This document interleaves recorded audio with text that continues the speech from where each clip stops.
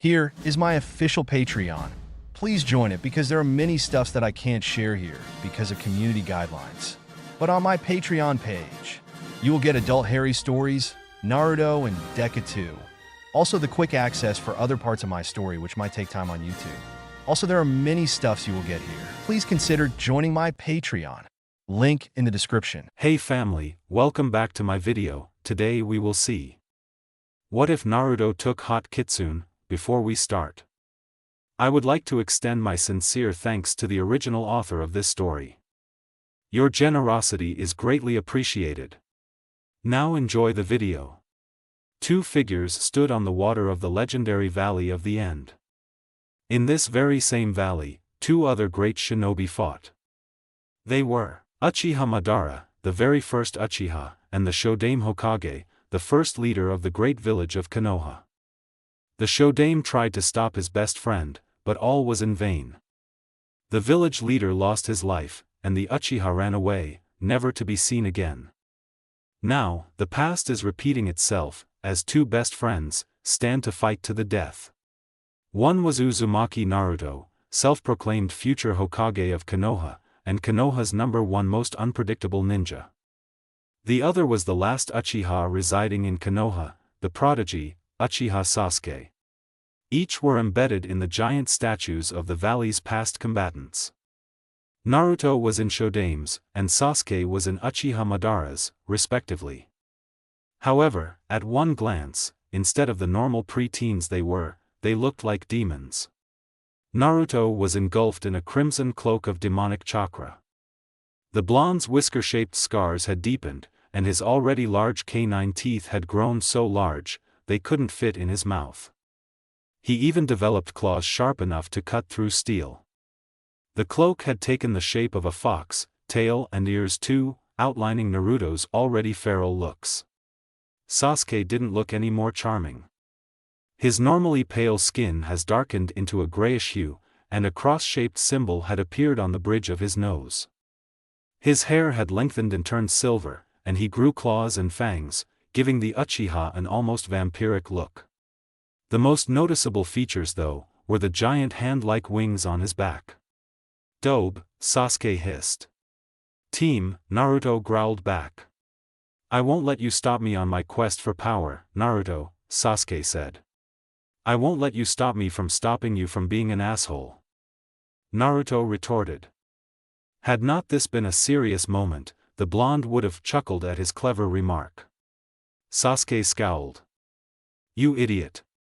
You'll never be able to stop me." "We'll see about that, team," Naruto growled. He held out his right hand and began to swirl chakra, both his normal and demonic, into it. The blonde established a sphere of chakra to hold in the violent spinning occurring in his palm. The Hokage hopeful continued to add chakra until a glowing spinning purple orb appeared in his hand. "You used your special chakra to augment your attack," Sasuke commented. "For once, you have a good idea, Dobe." The Uchiha then gathered the majority of his remaining chakra as he began to do hand seals. Sasuke gripped his left hand with his right as a familiar chirping sound emanated from it. A ball of electricity formed in the prodigy's wrist. He then added the chakra he borrowed from his cursed seal. The chirping turned into a hollow sound that sounded a lot like birds flapping. Sasuke smirked. "You like it, Naruto? I call it the Hakutabetsu Chidori." Naruto gave a smirk as well, although with his fangs, looked like a sneer. "Nice name. I think I'll name mine, too. I'll call it the Oniken Rasengan." The two best friends roared as they rocketed off their perches in the statues, and towards each other. Naruto and Sasuke reared their hands back as they neared the point of contact. They screamed as they connected their attacks. Hakutabetsu Chidori.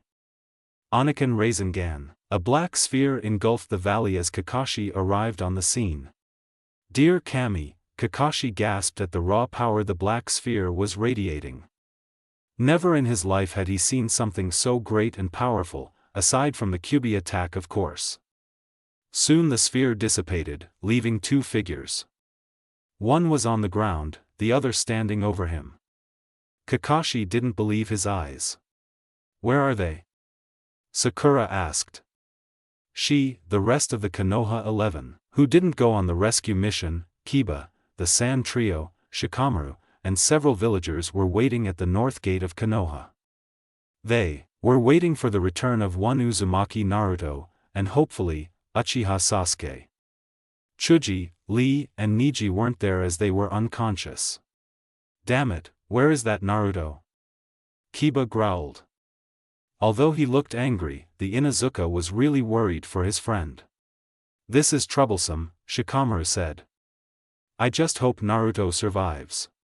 Oh, of course, and Naruto-kun would survive, Hinata stuttered. He won't die until he becomes Hokage. I believe in him. Then three figures appeared down the road. One was Hatake, Kakashi, who was doing his weird eye smile thing. The other was Uchiha Sasuke, who was barely conscious and had several scratches and bruises. He was currently being carried by a grinning Naruto, who didn't look any better than his best friend. Naruto brought Sasuke-kun back. Ino exclaimed. She and everyone at the gate rushed to meet the three. Naruto looked on ahead to the rushing mass heading towards them. He grinned his foxy grin at them. The blonde thought that since now he had brought back their precious Uchiha, he would be recognized. His thoughts, however, were crushed when a rushing Sakura knocked him over and soon took over the duty of caring for Sasuke. The pink-haired girl quickly checked Sasuke's wounds and growled. She stood up and stalked over to Naruto, who was trying to get up, but was having difficulty because of his wounds. You baka! Sakura slammed her fist into the blonde's already hurt head, knocking him down again. What's Sakura doing? I brought her Sasuke back for her. And now she's hitting me. Naruto thought as he struggled again. The kunoichi then made a move to hit him again, but was stopped by none other than her own best friend. Sakura! Ino shouted. How could you do that? He brought back Sasuke-kun, and this is how you thank him. But he hurt Sasuke-kun. Sakura responded. He deserves to be hit. I bet he would have killed Sasuke-kun had not Kakashi-sensei intervened. He's a baka who's jealous of Sasuke-kun and tried to kill him. He's like what the villagers call him. A demon. As soon as the word demon was shot out of her mouth, the pink-haired kunoichi was hit in the face so hard she collided with a nearby tree. Sakura looked up to find angry Byakugan eyes, and the hatred-filled face of Hyuga Hinata. Don't you dare call Naruto-kun a demon. He's nothing like one. He even risked his own life to save your Sasuke-kun, the angry Hyuga screamed. He almost died to make you happy, and this is how you repay him. Many branch Hyuga members in the group flinched at this. They would have to remember to never bother Hinata-sama on a topic as sensitive as Naruto. Yeah. Why would you do this to your own teammate? Kiba growled. Because he's a demon. Mr. Shithole said from the crowd. Yeah. He hurt the last Uchiha. That brat needs to be killed. Miss Fucktard joined in. And soon the crowd was riled up and prepared to attack the blonde. However, they were stopped by the conscious members of Konoha 11, minus Sakura of course. What are you doing?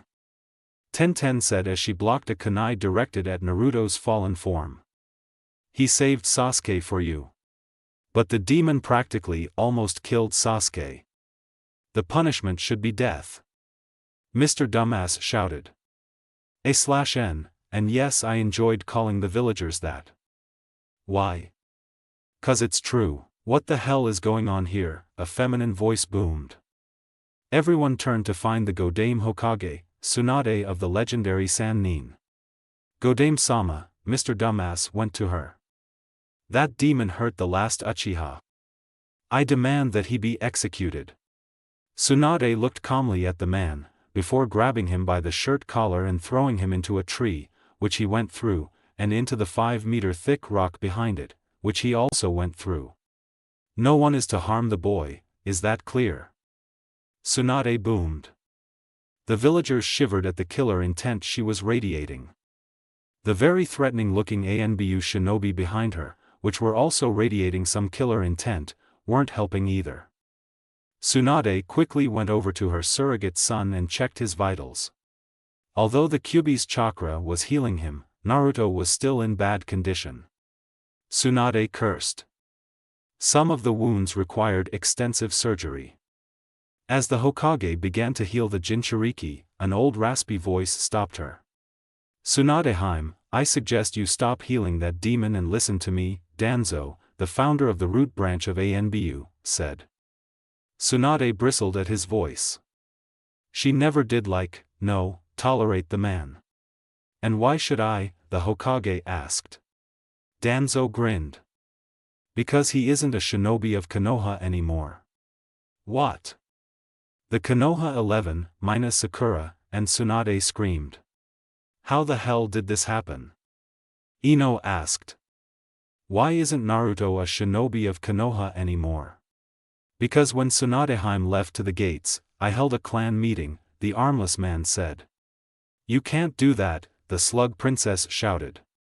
Oh yes I can, but only if the majority of the clan members agree that the Hokage is making unjust decisions, such as letting a demon live within the village walls.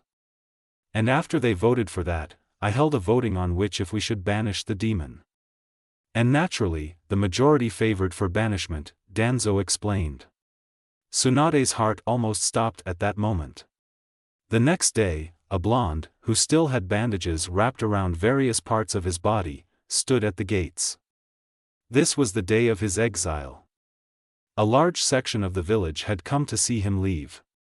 However, only a fraction of them, mostly shinobi, were there to mourn his leave.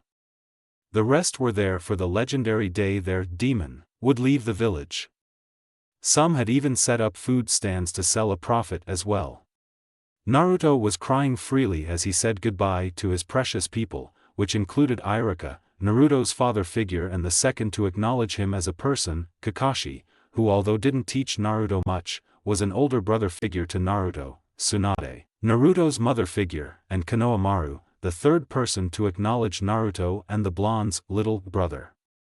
Tsunade sobbed as she crushed Naruto into her chest. Some of the more perverted men in the village, Kakashi and Jiraiya, couldn't help but feel jealous. Don't be stupid out there, okay? Be safe, the Hokage said as she hugged Naruto even more. Biba-chan. I see can't breathe. Naruto gasped. The Godame quickly released the blonde, who started having a coughing fit.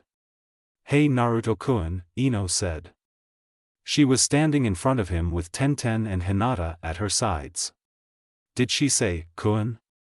These were Shikamaru's, Chuji's, and Naruto's thoughts. We, the kunoichi of the now Konoha 10, present to you a farewell gift, they recited in unison. The three then handed Naruto a pendant with the Uzumaki spiral on it. On the back was the kanji for hero. The blonde would have thanked the girls, had he enough time. Unfortunately, or fortunately from whichever viewpoint, the girls immediately glomped on Naruto and began crying. Many other, even not so perverted men became jealous as well. It's okay, Naruto said as he rubbed circles on the sobbing girls' backs.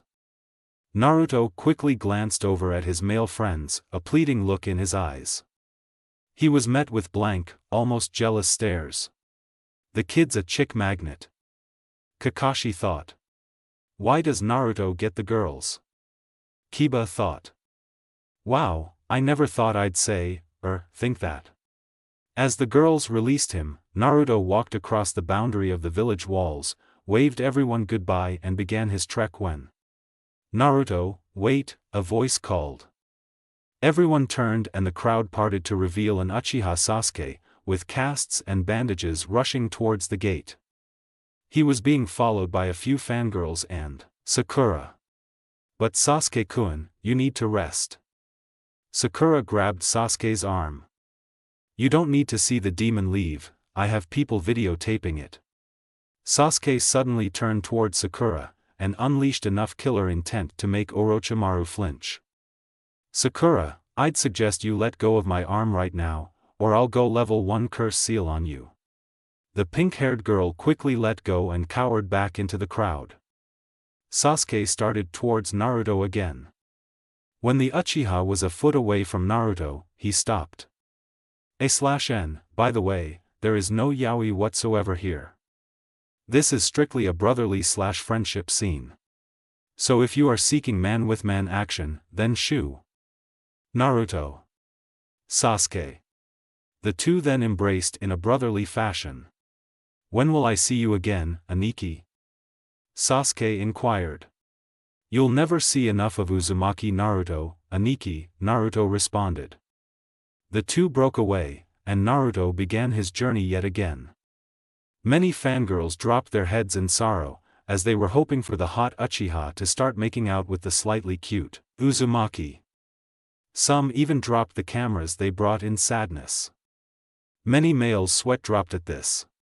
As Naruto was nearing the boundary of the villager's sight, he turned his head. Oh, and as final words, what kind of demon saves a village it wants to destroy about 5 times? Naruto shouted.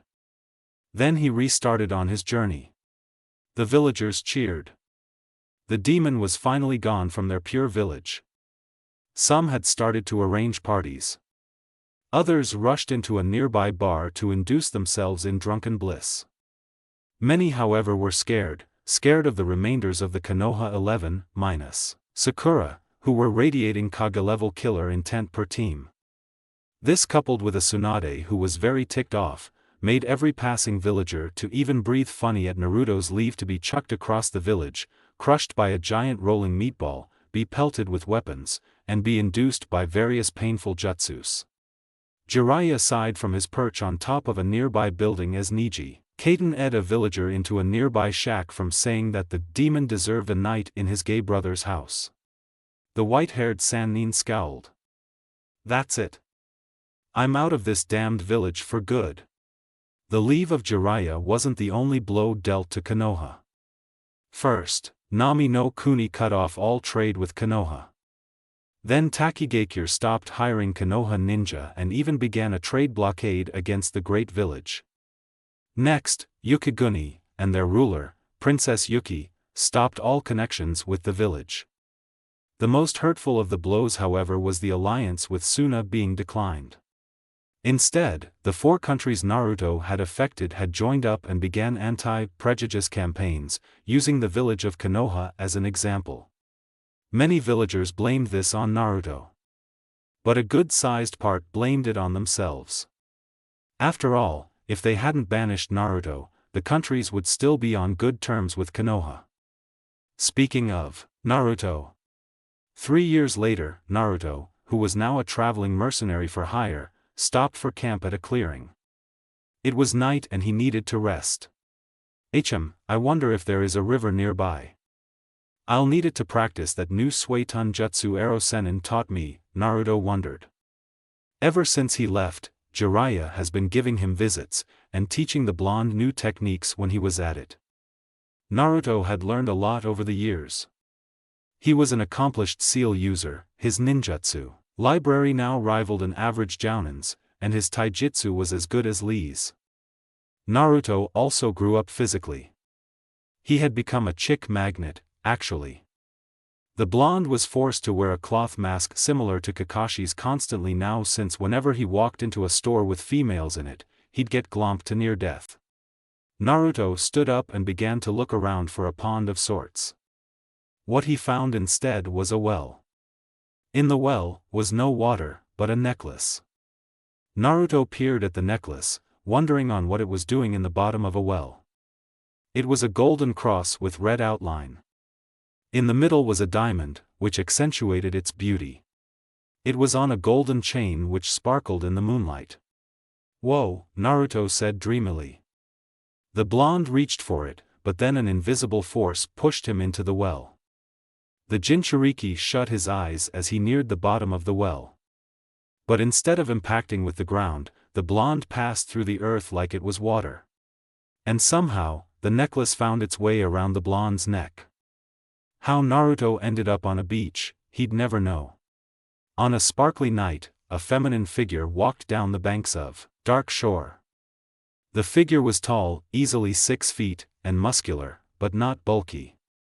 It was humanoid, with long pointy ears, skin that was almost a royal purple, and shiny silver hair. She had a curvy and voluptuous body, along with shining body armor which barely covered her private parts. Her name was Ryla Starhounder. She was a relatively young night elf, 16 years old, barely graduated from the Sentinels Academy. Patrolling the shores of Dark Shore was her first assignment.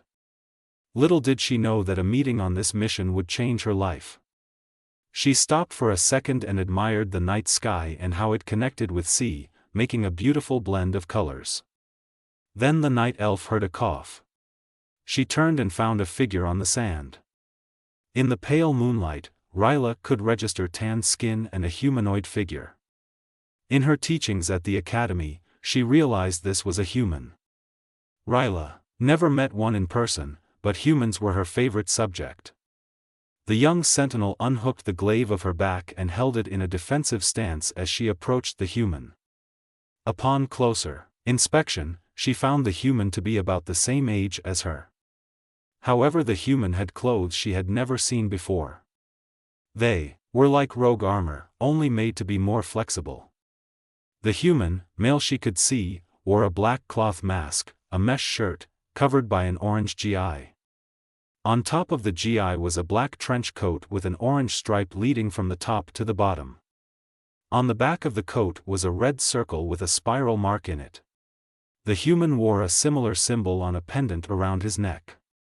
The human suddenly jerked up and jumped a few feet away from Ryla. The sentinel drew a dagger and got into a basic academy stance. "Who are you?" the human asked. "I should be asking you the same thing," Ryla responded. "How did you get here? Humans aren't supposed to be here." "How should I know?" The human waved his arms, signifying his confusion. Ryla sighed. She remembered a situation like this that she was taught to handle in the academy. The night elf remembered that humans were mentally tortured by merely insulting their abilities. However, Ryla was told not to take it too far, for humans could fight a Tauren bare-handed should they get angry enough. Figures. A human can be so predictable sometimes, not knowing what should be known. Ryla shook her head in embarrassment. However, she stopped as soon as she felt it. It was like a nudge or call telling her that she would be hurt. The night elf sensed that the weird thing was coming from the human. The human must be powerful in order to give their opponent the feeling of a preview of their pain. "Never call me predictable," the human growled. Naruto was confused. First, a really attractive, purple, long-eared girl with silver hair wakes him up, then threatens his abilities. Suddenly, at the littlest of Naruto's killer intent, the girl froze up. "So, yeah." Naruto was very confused. "I believe we have transported to another world," Kyubi commented. "Yeah, no duh Sherlock." Naruto responded. "Who the fuck is Sherlock?" Kyubi roared. Naruto mentally shrugged. "Some guy I read about in a book." "Okay. Now back to business," Kyubi said. "I could possibly get us back, but we'd need something able to augment our chakra twofold. Then I'd have enough chakra to warp in a dimensional hole that I can direct with accuracy. If I didn't have enough I could possibly miss, then we'd have to try again." "Okay, but right now, let's try to find out how to do that." "Alright." "Oh, and the hot purple chick threw that giant shuriken at you," Kyubi said before he went to sleep.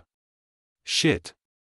Naruto mentally cursed as he barely kawaramied before the glaive hit him.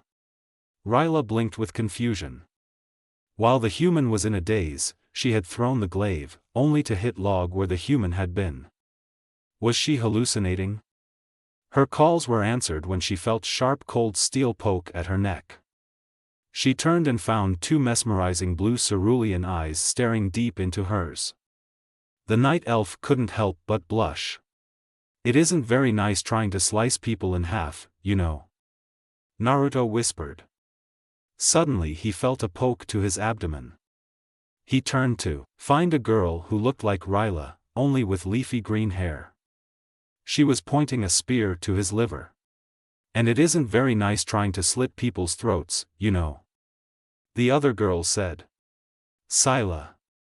Ryla cried out happily. Scylla was Ryla's twin sister.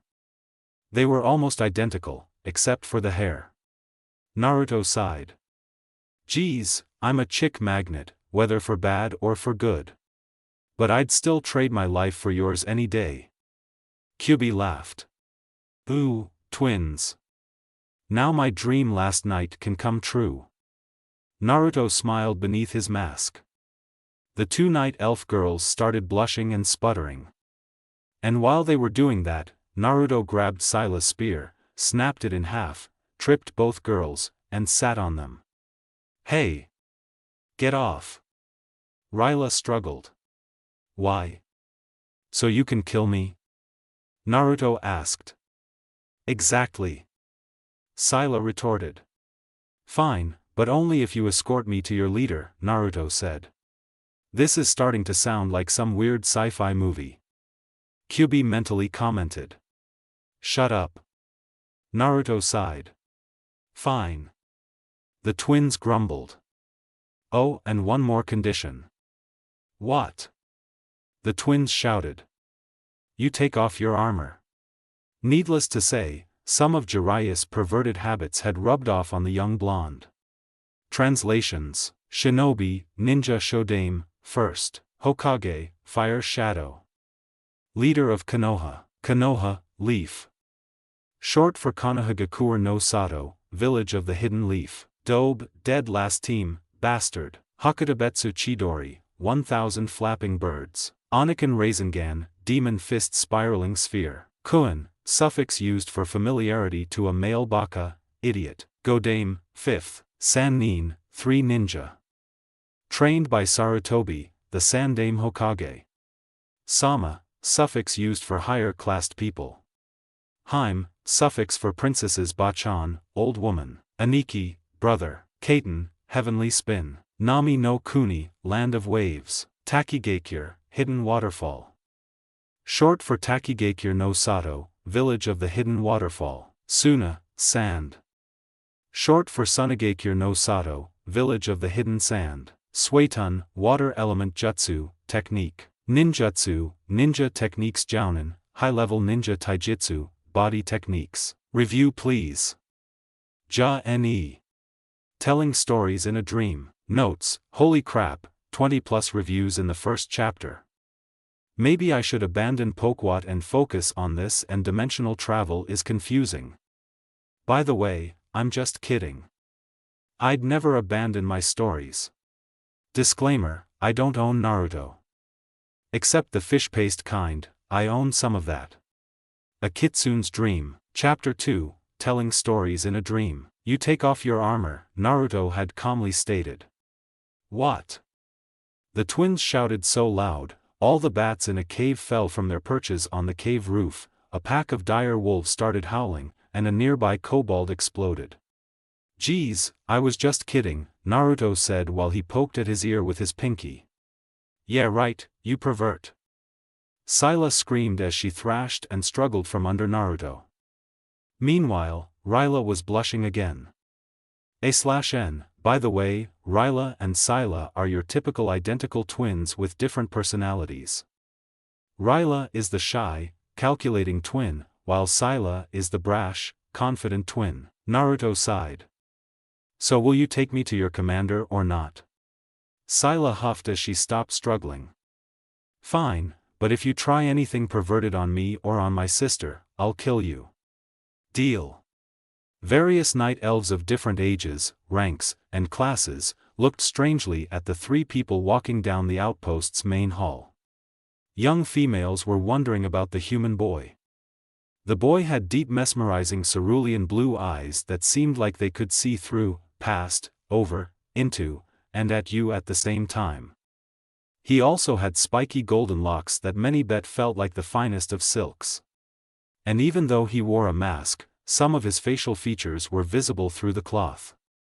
An angular jaw, slim cheeks, and an almost perfect nose were among the features visible. This left many night elf females dreamily looking at him like he was a deity sent by Ilidan herself. Meanwhile, Naruto was oblivious to it all. The twins were mostly ignoring the odd stares. Then the group neared a large double doorway. Ryla opened one side and motioned Naruto to enter. The blonde nodded and proceeded to step into the room. It looked a lot like the Hokage's office, only with different designs to the furniture, floor, and walls. Seated at the desk in the middle of the room was a male night elf, with a gnarly staff that looked like it was made of a root, on his back. He was currently writing on a piece of parchment on his desk. The night elf looked to be about in his late 20s, also relatively young. His eyes held the hidden wisdom and power of a druid. The druid was Tylyrus Starhounder, the older brother of Scylla and Ryla, and commanding officer of the Darkshore Southern Outpost. The druid looked up and spotted his sisters and a human stranger. Scylla, Ryla. What brings you here? And what's with the human? The commander asked. We found him a mile south on the beach, Tylyrus, Scylla said. He wouldn't answer our questions, so we brought him back here for interrogation. He came back willingly. I see. Tylyrus studied Naruto.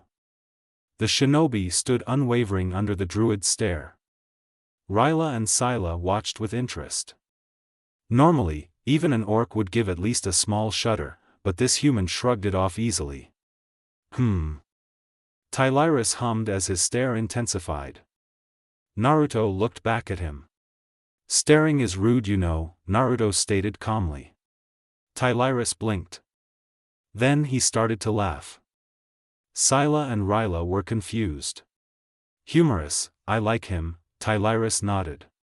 He held his out to the shinobi.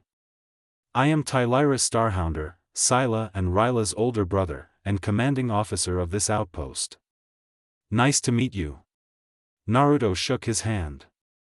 The feeling is mutual, except, I'm not into guys. The two then broke out into a hearty laughter. Scylla and Ryla still watched with confusion. This human had made their normally serious and stoic brother laugh and act like a child. Naruto wiped a tear of mirth from his eye. Woo, that was good. I agree, Tylyrus smiled. But I inquire, what is a human doing in Darkshore alone? They are not permitted to be on the shores after dark. Naruto smiled as well. Actually, I have no idea how I got here. In fact, I don't know which world this is, what its history is, what you guys are, and why I have been sent here. Tylyrus and the twins blinked confusedly. Scylla was first to respond. What do you mean by that? I mean that I'm not from this world, Naruto said. Scylla and Ryla's eyes narrowed suspiciously. Oh, and what world are you from? Scylla said, reaching for her dagger. We don't really have a name for our world, Naruto explained. But I'd be happy to tell you of it, in exchange for information on this world. Very well, Tylyrus nodded. Please, inform us of your origins. What? The green-haired twin shouted. You're going to let him talk. He might be a demon in disguise. Or an orc, or something else evil. Suddenly, the air in the room began to swirl and move in fast speeds. The night elves turned towards Naruto, who had his left hand out. A bluish energy was swirling into a ball in his hand, moving and churning the surrounding air in the process. Naruto was creating a Rasengan. He used the least amount of chakra possible to create the glowing blue sphere. The blonde then placed the now completed sphere on a wall. The sphere exploded, leaving a foot-deep, spiral-shaped indent in the wall. I assure you, miss, that although I have strange powers, I am no demon, Naruto calmly said. And if you riot me like that again, you'll find yourself looking like that wall. Then the Jinchuriki appeared behind Scylla. And by the way, I used the lowest amount of energy possible for that last attack. Scylla and her siblings were in awe of the human's power. Tylyrus, although still impressed, was mostly wondering what type of energy the human had used. It felt different from the normal mana that mages and other casters use. It definitely wasn't the type that rouges and warriors use. The druid was curious to what else the strange energy could do. Soon his curiosity from the strange energy overwhelmed his curiosity for the blonde's origins. Very impressive, human, Tylyrus said as he stood up. That energy interests me. I would like to see more of it in action. Would you care for a spar? Naruto nodded. Sure thing. Tylyrus and Naruto stood out on the beach just outside the outpost. Most of the outpost staff and guards were outside as well, watching the spar between the newcomer and their commander. Alright, then, the druid trailed off. Oh! Naruto exclaimed. The blonde slapped his forehead. My name is Naruto. Naruto, Sounds Pandaren, but anyways, Tylyrus said as he drew his staff. This is a basic spar, with hand-to-hand combat and any non-lethal techniques and spells. We are allowed to use weapons. So a spar with taijutsu and only low B2E ranked jutsus. Alrighty. Naruto thought. He settled into one of the stances for a taijutsu style he had learned over his travels.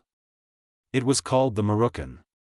The style revolved on the power of centripetal force and how the power of the hits build up with each continuous millisecond of moving. It was one of his favorites, as with the proper speed, the style could rival the Goken.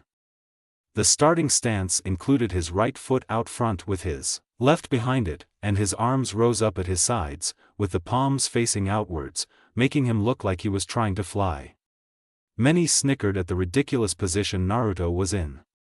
Some even joked around and called him the human canary. The Jinchuriki vowed to make them eat their words. Tylyrus analyzed the stance and blinked. This style is unknown to me. What is it called? It is called the Murukan, which in my language means circle fist, Naruto said, slightly waving his arms. Alright, then. Let's get started, the druid stated as he began to chant for a spell. Databeo. Naruto shouted as he began to spin his body and arms in various directions. He rotated quickly with his arms still out, and somehow still keeping balanced. The blonde began to run towards Tylyrus, still spinning his arms. Tylyrus finished his chant and slammed the butt of his staff into the ground. Entangling roots. Tylyrus said. Thorny roots burst from the sand and tried to wrap around the twirling blonde. Naruto jumped into the air before the roots touched him. The way his way spinning, it made him look like a yellow-orange-black blurred ball.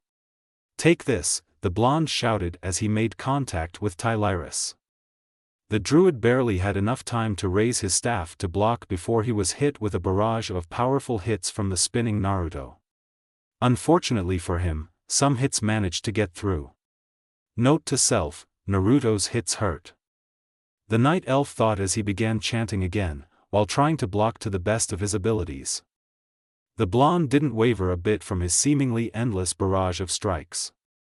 Tylyrus almost stopped chanting from shock when his staff began to chip away from the relentless blows. But instead, the druid strengthened his resolve. Moonfire, the druid shouted as he jumped back to disengage from the raging ball of ramen-loving fury. Naruto, however, was moving too much, and his momentum couldn't stop him from dodging the blue light shooting down from the heavens. Arg! The blonde shouted as he was blown back by the resulting explosion. That was the weakness of the Murukan. The user would have lessened dodging capabilities when using the Murukan. The style focused on the saying the best defense is a good offense, along with the fact that the waving arms would have probably blocked most attacks. This is it. Time to get him while he's down. The druid thought. He began to chant rapidly. Rejuvenation, the druid said. A yellowish glow surrounded him as his wounds began to heal. While this was happening, the druid kept on chanting. Bear form. Tylyrus half shouted and half growled. Fur sprouted from his pores, and his face lengthened into a snout. His back and rump enlarged and the muscles on his arms and legs grew as thick as a small tree trunk. He normally silver eyes grew a green iris and a slitted pupil. The druid's robes were absorbed into the transformation. Tylyrus grew large claws and sharp teeth attached to a jaw strong enough to break bone. Tylyrus had become a bear, like the name of the spell wasn't enough of a clue. Naruto gaped at the druid's transformation. He shook himself out of it and stood up with his hands in the tiger seal. Many wondered what he was doing. I didn't think I'd have to use any jutsu in this spar. Naruto thought as he began to fly through hand seals. Tylyrus charged at the blonde, roaring like a bear. Take this. Katan, Gokakyu no Jutsu. Naruto took a deep breath and blew. Somehow passing through his cloth mask without undamaging it, a giant fireball shot at the charging bear. The druid, in transformation, stopped and tried to dodge, but it was too late. The fireball hit the night elf. The resulting explosion sent the now normal night elf flying back into the twins. Scylla and Ryla barely caught him. Oops. I guess I overdid it, Naruto grinned sheepishly. You think, the twins screamed simultaneously. So Naruto, care to tell us about your world? The recovered druid asked. He had several bandages wrapped around various parts of his body. Not even a rejuvenation healed that much. Naruto nodded. Very well. My world consists of 2 great continents, the metallic countries and the elemental countries. The 2 continents have almost no knowledge of each other. I am from the elemental countries, so I won't be able to tell you of the metallic countries. The elemental countries are comprised of 5 major countries and several smaller ones. The major factions are Hai no Kuni, Mizu no Kuni, Kaze no Kuni, Rai no Kuni, and Tsuchi no Kuni. The smaller countries include Taki no Kuni, Yuki no Kuni, Nami no Kuni, and several others. The major countries each have a military base, or hidden village. In each of these villages are led by their strongest soldier, or ninja, as we call ourselves. They are called the Hokage, Mizukage, Reikage, Kazekage, and Tsuchikage. I was once a resident of one of these hidden villages, and aspired to be its leader. I once lived in Konohagakure no Sato, or village of the hidden leaves, and wanted to become a Hokage, the greatest actually. I am intrigued, Tylyrus nodded. Please, tell us about yourself and life now. Alright, well, I was born on October 10. Naruto described his entire life, leaving out the Kyuubi, and described his red chakra as a bloodline limit. The blonde also talked about them too. He explained the Sharingan, the Byakugan, and even Haku's ice manipulation. He told the siblings of his adventures, from Takigakure, all the way to Yukiguni. Naruto even trusted the twins and their brother enough to tell them of the Sasuke incident. Scylla and Ryla gave their sympathy at that. The night elves were in silent shock when Naruto stopped. When Tylyrus shook out of it, he told Naruto Azeroth's history from the night elves' point of view. It started from the birth of the world, to the War of the Ancients, to Archimonde's defeat, to Malfurion's sleep, to the present time. Naruto nodded, signifying that he understood. Thank you for informing me. The blonde stood and began to walk to the doorway. Naruto, where are you going? Ryla asked. The blonde turned. I'm going out to find some way to get me back home. Well, maybe I can help, the silver-haired twin asked. Naruto bore a look of surprise. Why would you want to help me? Well, the night elf began twiddling her fingers, in a similar way that Hinata does. I just want to help out after hearing your story. I feel that I should help you get home. Naruto smiled under his mask. Thanks, Ryla-chan. Ryla blushed again at the sudden affectionate addition to her name. The siblings were told of the meanings of the suffixes. Scylla sighed. I might as well go, too. Otherwise, Whiskers would try something really stupid and get them both killed, or do something perverted on Ryla.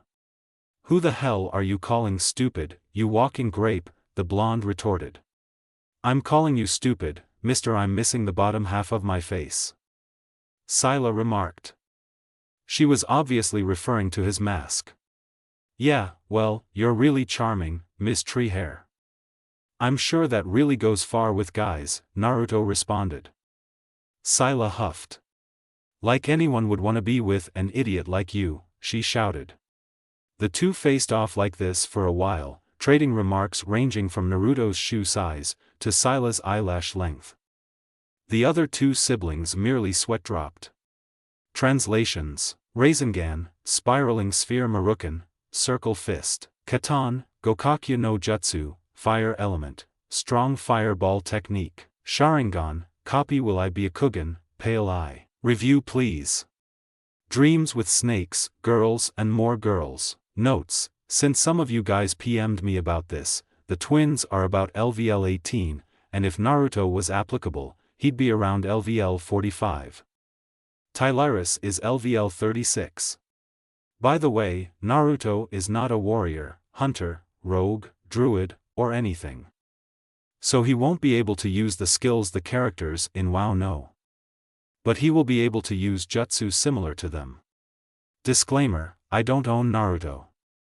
If I did, I'd be a character, and Naruto and I would have hordes of fangirls at our feet. A Kitsune's Dream. Chapter 3, Dreams with Snakes, Girls, and More Girls. A woman woke up from her sleep. She had a strange dream. She dreamed of her lover regularly, but this time it was different. This dream had her lover informing her of a great war to come, and the savior of the world of Azeroth. Look for him. He is an angel, with an inner demon. He is happy, yet filled with horrible pain and sadness. He is strange, yet familiar. Seek the spiral, the cross, and the gem, were the cryptic words of her lover. He showed her a blurry image fighting hordes of demons. All the woman could see was blonde hair, blue eyes, a black trench coat, and a cloth mask. The high priestess and leader of the Sisters of Elun, Tyrant, Whisperwind, sat up in her bed. She quickly ran over to her desk and began to write a letter to the nearby ports. It was dawn. 3 figures walked down a sandy beach, silhouetted by the morning sun. One was the shy hunter, Ryla Starhounder, the other, her brash warrior sister, Scylla Starhounder. They were wearing identical green leather padded armor, although Scylla's was slightly thicker. In between them was the Konoha shinobi, Uzumaki Naruto, who was currently yawning. "Why did we leave so early again?" the blonde asked, as he sleepily scratched his cheek through his cloth mask. "It would take a day's trip to get to the nearest port to ship us to Darnassus," Ryla explained. "We could have just gone out at noon, camped, then continued," Naruto deadpanned. "Scylla convinced our older brother to have us leave before morning," the silver-haired girl explained. "And why would she do that?" Naruto gave a weak, tired glare in the green-haired girl's direction. "I won't risk camping out with a pervert like you," Scylla retorted. "Who knows what you would have done? You could have stolen all our underwear, for all we know." "Oh, come on, sister. Naruto was just joking around when he told us to remove our armor." "I'm sure he didn't mean it," Ryla backed Naruto up. The blonde gave her an eye smile, and a quiet, "Thanks Ryla-chan." She blushed at that. "How could you say that, sis?" Scylla looked shocked. Then the green-haired twin became suspicious. "Unless..." Scylla leaned in to whisper into Ryla's ear without Naruto hearing. "You don't like him, do you?" "What?" Ryla screamed out, blushing a fine red, which clashed with the purple hue of her skin. "No, no, no, no, no, of course not. What are you girls talking about?" the Jinchuriki asked. "Oh, I was just asking if sis likes yo, mph, the warrior didn't have time to finish as a hand slapped over her mouth. It belonged to Ryla, who was still blushing. Yodeling, the silver-haired twin interrupted. She means yodeling. And yes, I do. Yodeling? Naruto asked. I tried some yodeling while in Yukiguni once. I nearly caused an avalanche. Man, the team was angry that I got snow in his underwear. The blonde started to laugh, forgetting about what the sisters were doing. Ryla let out her held breath and started to laugh with him. Scylla, having nothing else better to do, laughed as well, although it was muffled under her twin's hand. Unbeknownst to them, a figure was watching from under the waters. A deep hiss escaped his scaly lips. Night elves. Oh, how he hated those purple-skinned landwalkers. Humans came in as a close second to his hatred. There was a group of 3 that had entered his territory a while ago. The creature had usually ignored the night elf patrols that periodically came into territory, but the night elves in this group were different. They smelled like his old enemy from the past, when Ilidan first called them out of the sea. A starhounder. Furashibaku no jutsu. Night elf villagers screamed as serpentine figures slaughtered them. The serpents laughed as they kept killing their landwalking distant relatives. The serpents from the sea were called the Naga, the terror of the tides. They were the mutated remnants of the highborn that was blasted into the sea, along with their queen, Azhara, at the sundering. The half-demon night elf, Ilidan Stormrage, had called upon their stored hatred for the night elves, and brought the Naga's fury to bear against the coastal night elf villages along Dark Shore. One in particular, the leading officer, a high-ranking Myrmidon, Skyos Wave Scale, hissed in pain as an arrow suddenly struck his side. All the Naga forces turned to the source of the arrow. A night elf, Sentinels battalion stood at the gates to the village. They were led by a warden, Maev Shadowsong, Ilidan Stormrage's former jailer. It's Maev! Ilidan shouted in surprise. He turned towards his forces. Destroy all the boats. Don't let them follow me. Yes, my lord, Skyos nodded. The Myrmidon was disgusted that he was being forced to kill his former people, which he still secretly loved. But alas, he had to, for if he didn't he'd be a target to his master's wrath. The demonic night elf and his royal guard boarded a ship and they sailed away. No! Don't let them destroy all the boats. Maev barked. The sentinels charged. Huntresses, riding their night-saber panthers and wielding bouncing glaives, practically ran over the first line of Murghul slaves. Archers and dryads, with their poisoned arrows and spears shot barrages at the sirens. One huntress turned towards Skyos and glared at him. The Myrmidon let out a deep growl. He raised his trident and began to slither towards the huntress at a surprising speed. The sentinel let out a battle cry as she and her panther charged at Skyos. The huntress stood on her mount and jumped off of it. The panther growled as it jumped towards the Naga. Skyos let out a hiss as the black cat latched onto his arm. The Myrmidon quickly slapped the panther with the flat side of his trident. The cat yelped as it let go of the serpent's arm and fell to the ground. The Naga grabbed the cat by the scruff of its neck and threw it towards a nearby dryad. Then a shadow began to descend upon the Naga's figure. The Myrmidon looked up and saw the huntress's falling form.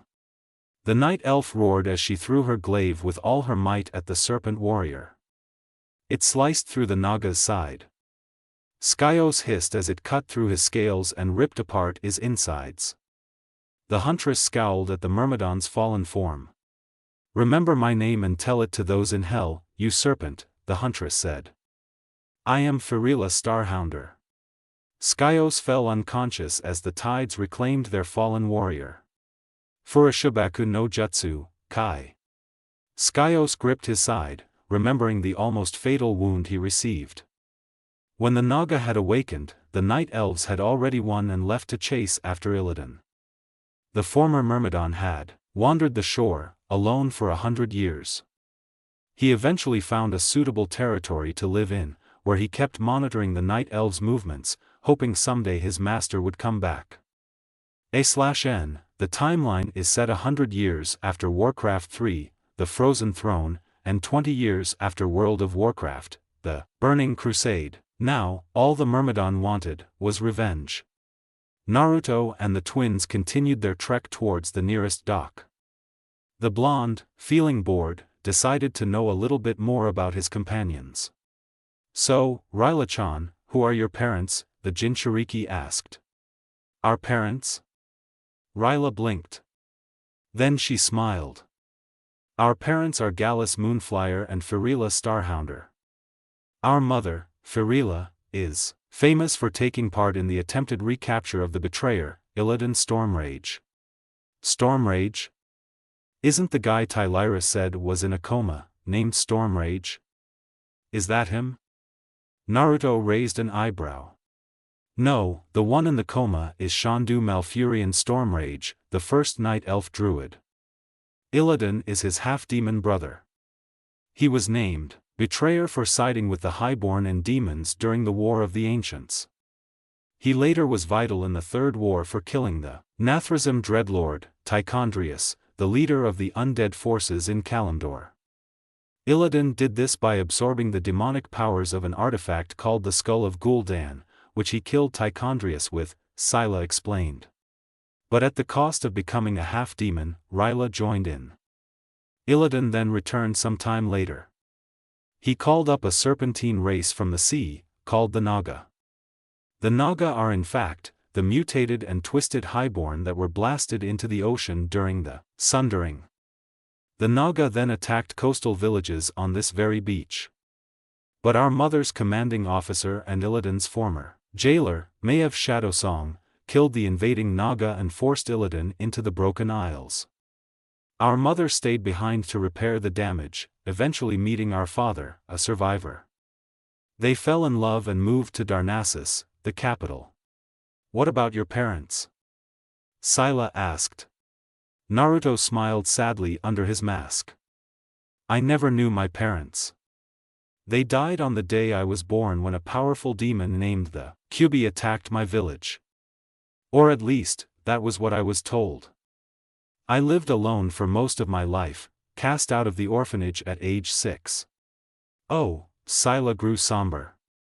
Even though she disliked Naruto, she suddenly felt like slapping herself for bringing up a sad memory. Suddenly the water near the shoreline exploded outwards, spraying the three travelers with water. "Starhounders! You will die here today," a hissing voice shouted. A net flew out of the water. It hit Naruto so hard, he flew into the tree, which the net twisted around, binding the blonde to it. "Naruto," the twins shouted in surprise. A figure burst out of the water and slithered onto the beach. It had a bulky, muscular body, with a large fin coming out of its back. The figure also had a snake-like tail, no legs, and shining teal scales. Its head was almost draconic, with gills and fins sprouting from its cheeks. The serpent wielded a trident, and had nets attached to a scaly belt to its waist. "A Naga Myrmidon," the green-haired twin shouted, recalling her lessons from the academy. She quickly detached her spear from her back and pointed it threateningly at the serpent. "Stay back, you guild freak." Skyos raised a scaly eyebrow. He raised his trident and brought it down on the spear, chopping it in half. Scylla sweat dropped at the stick she was holding. Well, that didn't work out so well. She screamed as the trident was raised again. The Naga was fully intent on slicing the warrior in half. The three-pronged spear however was blocked by Ryla's glaive. "Scylla, get out of here," the silver-haired twin shouted. Her knees nearly gave way from the force of the blow. "No way, Ryla. We're sticking together," Scylla said as she drew her sword from its scabbard at her waist.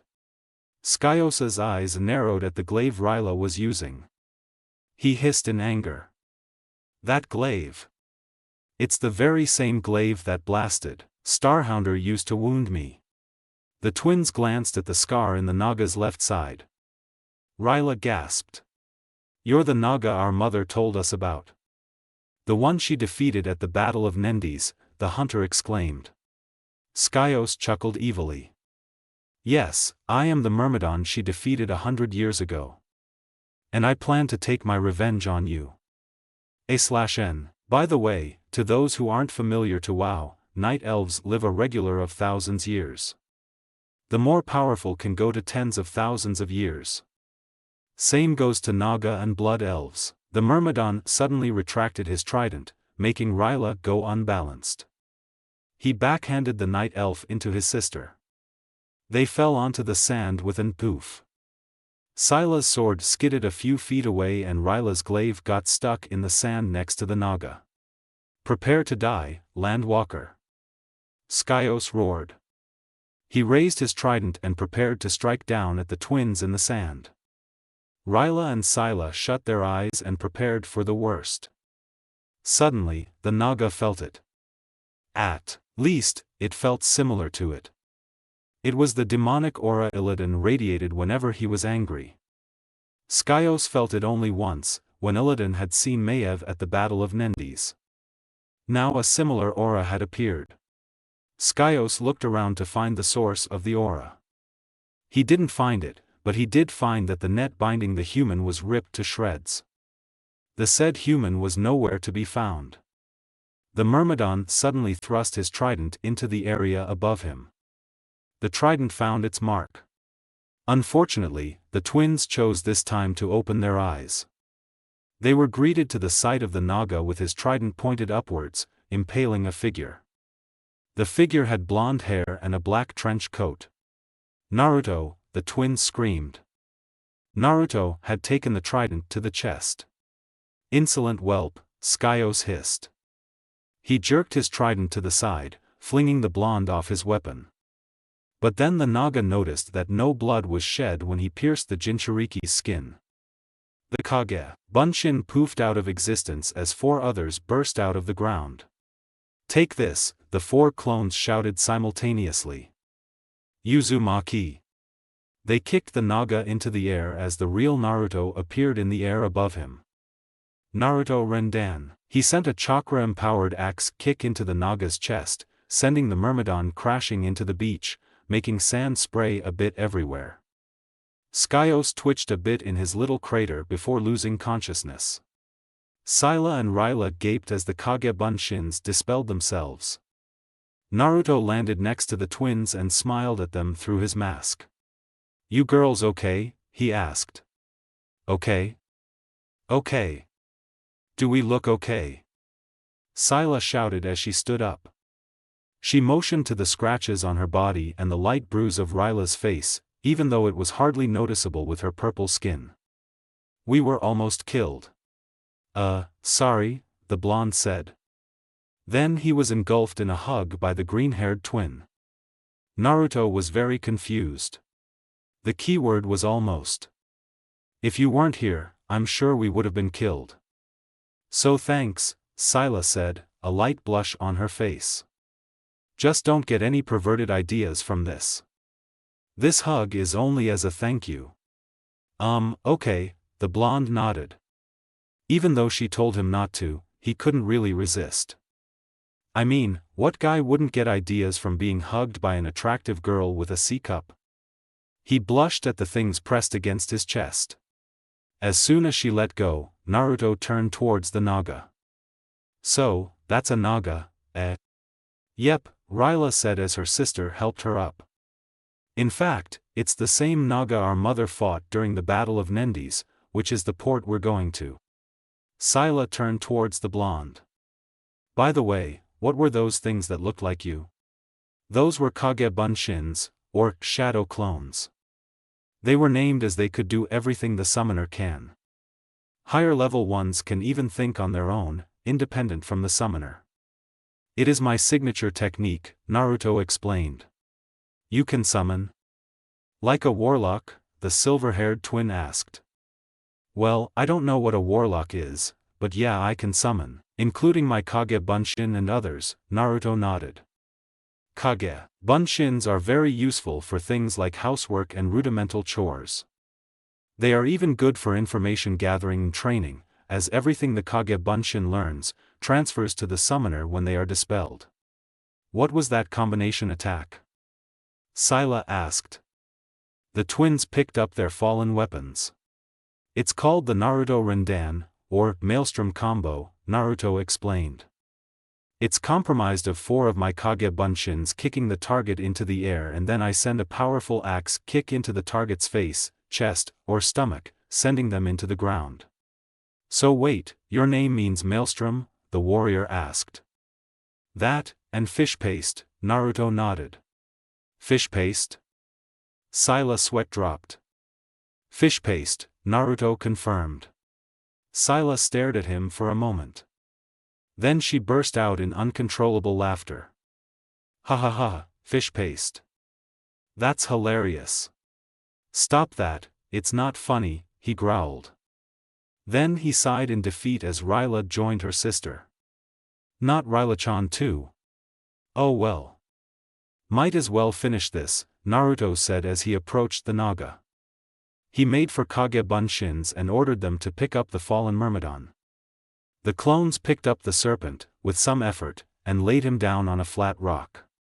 They dispelled themselves as Naruto picked up the trident on the sand and put it next to the Naga, but not before attaching a note to it. The twins saw what he was doing and stopped their laughing. Naruto, what are you doing? Scylla asked. Shouldn't we kill him? I'm giving him another chance. I sense that there is more good in him than some of the people I've met in my past. But it is blocked by many things, fear, vengeance, and most of all, loneliness, Naruto explained as he began to walk away. That note I attached will hopefully clear that up. What? How would you know that? The green-haired twin asked. Naruto stopped, and then turned towards the twins. His eyes shined with a deep determination and piercing bravado which many females, and some males, would melt to. Many have joked about how my eyes could see through their very souls. They don't know how right they are. The 15-year-old continued on his way. The twins shook out of their blushing daze, and rushed after him. Ryla wondered if Naruto was a sort of prophet in his world. Scylla wondered if there was more to the pervert that meets the eye. Skyos awoke to a deep starry sky. He looked around and found himself on a rock on the beach where he battled. The Naga's face twisted into a look of pure anger. Argh, the Myrmidon shouted, smashing his fist onto the rock. I was defeated again. How could I have let some human whelp do that? The Naga looked at his trident, which was laid out next to him. He plucked the note attached to it and read it. It read, "You are lonely. I understand this loneliness, the pain of having no one to talk to, the cold feeling of having no one else but your shadow. If you want to fix it, then fix it. Go look for someone else. You are afraid. I too understand this fear, the fear of having your people hate you for your differences, for your love of Kalimdor and its people. In fact, my fear is taken to the next level, as my fellow villagers hated me for something I was born with. I lived with the fear and still followed my dreams, and I believe you can as well. You are blinded by vengeance. I, although never followed its ideals, am still experienced with its horrors. My best friend, brother actually, almost killed me as I was in his way for revenge.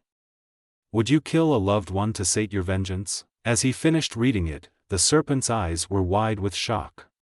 Someone had understood his situation. Skyos smiled a draconic smile. He slithered back into the sea, but this time he left his territory. Skyos was now searching for more of his brethren. But not the Naga following Ilidan or Azhara, rather the Naga that were banished from the sunken city for disobeying the Naga queen, or the ones that the sea witch, Lady Vashj, left behind in her and Kale's hurry to get to Outland.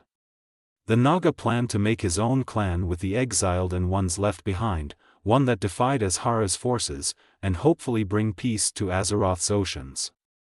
And he wanted to, someday, be able to meet the human again, to thank him. Naruto and the twins finally reached the port of Nendis. As they neared the gates, the sentinel guards told them to stop. "What is your business here?" one asked. We are here to port to Darnassus, Ryla explained. The guard nodded. Very well, but the human cannot go with you. What? Why not? The green-haired twin asked. Priestess Tyrant had just passed a new law. Human, dwarves, and any other alliance members are not allowed on Darnassus anymore, she said. The other capital cities of the alliance have been recently cut off from our communications. Priestess Tyrant fears that something has happened and strengthened security. Now only night elves are allowed on the capital island. But we need to talk to the High Priestess, the silver-haired twin exclaimed. I'm sorry, but, suddenly an owl perched on the guard's shoulder, holding a rolled-up message in its beak. She took the message, unrolled it, and then read it. The guard's eyebrows shot up. Well, this is odd. She gave the message to the owl, which flew away. The guard cleared her throat. It seems Priestess Tyrant wants to see a human with blonde hair, blue eyes, black trench coat and a cloth mask, which fits the human's description. So, he's allowed to go to Teldrassil. Just show this note to the people at the dock. Naruto blinked as he took the note the guard held out to him. Wow. Talk about lucky. The three walked through the village, heading towards the dock. And like back at the outpost, many females were staring at them, or more specifically Naruto. And once again, Naruto was oblivious, although this time the twins didn't ignore the stares and wondered about them. Suddenly, a pair of visiting human girls came up to them. They immediately wrapped their arms around the young shinobi. Well, hey there big boy, who are you? One said as she trailed her finger on his jaw. The other trailed her hand down his back, eliciting a shiver from the Jinchuriki. Naruto gulped. I'm Naruto. Naruto, huh? Sounds Pandaren, said the girl with her hand trailing down his back. Speaking of them, I hear they make the best ale in all of Azeroth. The girl suddenly pinched Naruto's butt, making him yelp. And I wouldn't mind getting drunk with you tonight. The twins grabbed Naruto's shoulders and pulled him out of the girl's grasps. Sorry girls, but he's with us, Scylla said. Well, I don't see your name on him, one retorted. Yeah, so share him, the other said as she pulled on Naruto's arm. No! Ryla shouted as she grabbed the blonde's other arm. The twins and the human girls began a game of tug-o-war. A crowd began to gather around them. Girls? Naruto asked. He felt his arms pop as the females pulled harder. Girls? Girls. They continued to pull. A vein popped on the blonde's forehead. Oi. The females stopped and looked at him confusedly. What is it, Naruto? Ryla asked. The Jinchuriki sighed. I would appreciate it if you would let me have my arms back.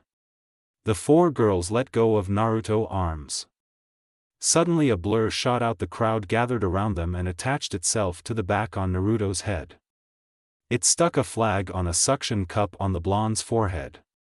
The flag said, "Claim." He's mine now, the female gnome said from its perch on the blonde's head. Naruto's sweat dropped. Could you please get off of my head? Yeah. Get off of my future husband, a female night elf shouted from the crowd. Your husband?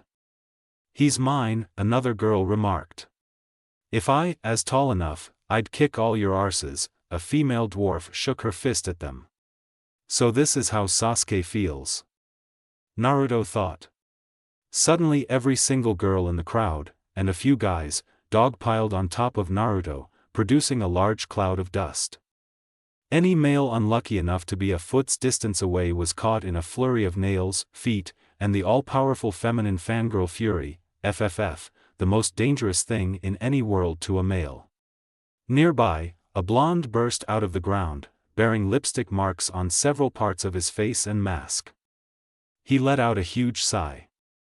Good thing I was wearing a mask. Or else I would have been mouth-raped. Then he remembered the twins. Ah, crap. Naruto came in as closest as possible to the cloud of dust and quickly stuck his hands in. He pulled out the first thing he touched.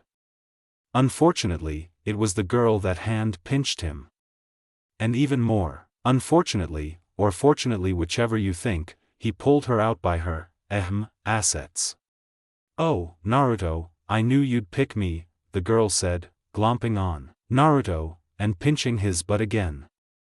The blushing blonde quickly pushed her back into the dust cloud. He made a mental note not to pull out anything too soft. Then he reached in again. Fortunately, he pulled out Ryla, but she tripped on a stray foot and toppled onto Naruto. The two then lay in an interesting position on the ground. Naruto was on the bottom, with his knees slightly bent, and his arms around Ryla. Ryla was on top, her chest pressed firmly on Naruto's, and her legs spread wide open. Their faces were a mere inch apart. The blushing night elf quickly stood up, Naruto following after. Ryla mumbled as she blushed even harder. "Let's just get Scylla," Naruto said as he averted his gaze, trying to futilely hide his blush, which peeked out visibly from under his mask.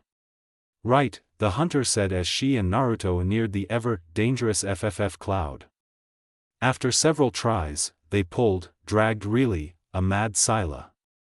Attached to the green-haired twin's foot was a female gnome, which the night elf was trying to detach. "Get off!" Scylla screamed as she stomped her foot on the gnome's head. The twin shook her foot violently. Eventually the gnome flew off, landing back in the dust cloud. "Let's get out of here," Ryla said as she and Naruto pulled Scylla back on her feet. The three then shot down the road towards the docks. Meanwhile, a blue-skinned figure watched on a nearby rooftop.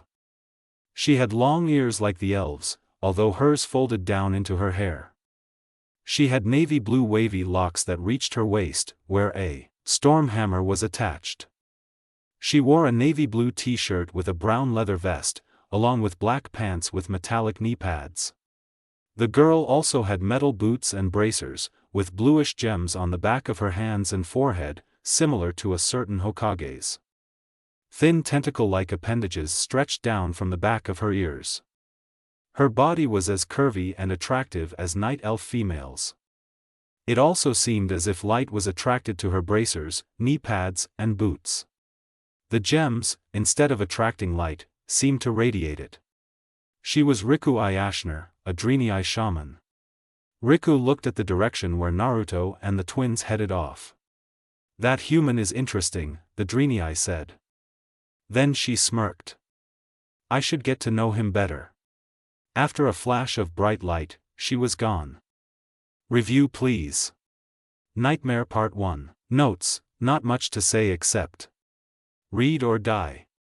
Just kidding. No, seriously, I was kidding. No, please don't stop reading my story, please don't stop. Ahem, please excuse my begging. Disclaimer, the day I own Naruto is the day he becomes emo. A Kitsune's Dream, Chapter 4, Nightmare Part 1. Naruto let out his held breath as the ship left the docks. "No, Naruto, come back," his horde of fangirls screeched from the port. Naruto shuddered at the things Naruto would have lost had he been a bit slower, specifically a word starting with the letter V. The blonde sighed. "I can't imagine how many guys would give their left eye, 7 toes, and their thumbs to be in my place right now. Damn it. Fucking humans and their dexterous limbs," Kyubi cursed. He stared grumpily at his thumbless front paws. "Come on Naruto, it won't be morning until we get to Teldrassil Island," Scylla yawned. "Yeah, Naruto, let's get some sleep," Ryla yawned as well. The twins headed down the stairs leading into the ship's cabins. "Wait for me Ryla-chan," Scylla, Naruto followed them. Meanwhile, a certain blue-skinned teen watched them from the top of the mast. She smirked as she disappeared again in a bright flash of light. "So we wait until the night elves and the human are separated," said a cackling, raspy voice. "Yes. Once the human is nowhere near the night elves, we take them," said an equally dreadful tone. Lady Sylvanas wouldn't say no to more alliance members to experiment on. The two undead laughed. Naruto couldn't sleep. He lay in his bed aboard the ship, quietly staring at the ceiling. The blonde couldn't shake the feeling that something horrible was going to happen tonight. He thought about the safety of his new friends. Naruto thought about his friends back at Konoha. Would he ever see them again? At least once? You're thinking about them again, aren't you? Kyubi said. Yeah. I just miss them a lot. Naruto replied. Well, stop it. How do I stop missing my friends? Why should you miss them? Most of your so-called friends laughed at you, dismissed you, or hated you at some point. Key words are at some point, Kyubi. It means they used to hate me. But now they're my friends and most of them would protect me, as I would to them. They are my only family, Kyubi. I could never hold a grudge against them. What about that banshee that you liked? She beat you up when you had to do the necessary, Sakura. That girl no longer holds any of my affection. She was just a bump in the path of my and my friend's happiness, but I've passed that. Good. 3 years of you pining after her made my brain hurt. You have a brain? Huh, very funny, Kit. Just wait until I'm free, I'll rip your face off then dash. Kyubi's rant was cut off with a blood-curdling scream. Naruto immediately recognized the voice. Ryla-chan. Shut her up. Laridius snapped his undead brother. Fine, fine, Trixer replied nonchalantly as he stuffed a gag into Ryla's mouth. The two rogues had assassinated all the guards aboard the ship, and most of the crew and passengers were civilians, so they had nothing to worry about. I'm sure no one heard it though. You rotten corpses, just wait. When I get out of this rope, I'll dash, Scylla said from the corner of the room. Trixer had stuffed a gag into her mouth as well. Geez, you girls are giving me a headache, the undead said. Stop whining, Trixer. We need to get these girls to the mainland where Morin will pick us up and we'll head to Agramar, Laridius said. Stop being so uptight, Trixer replied. Then Laridius slammed the younger rogue into the wall, pinning his throat with a forearm. When we were alive, Mother made me promise not to kill you.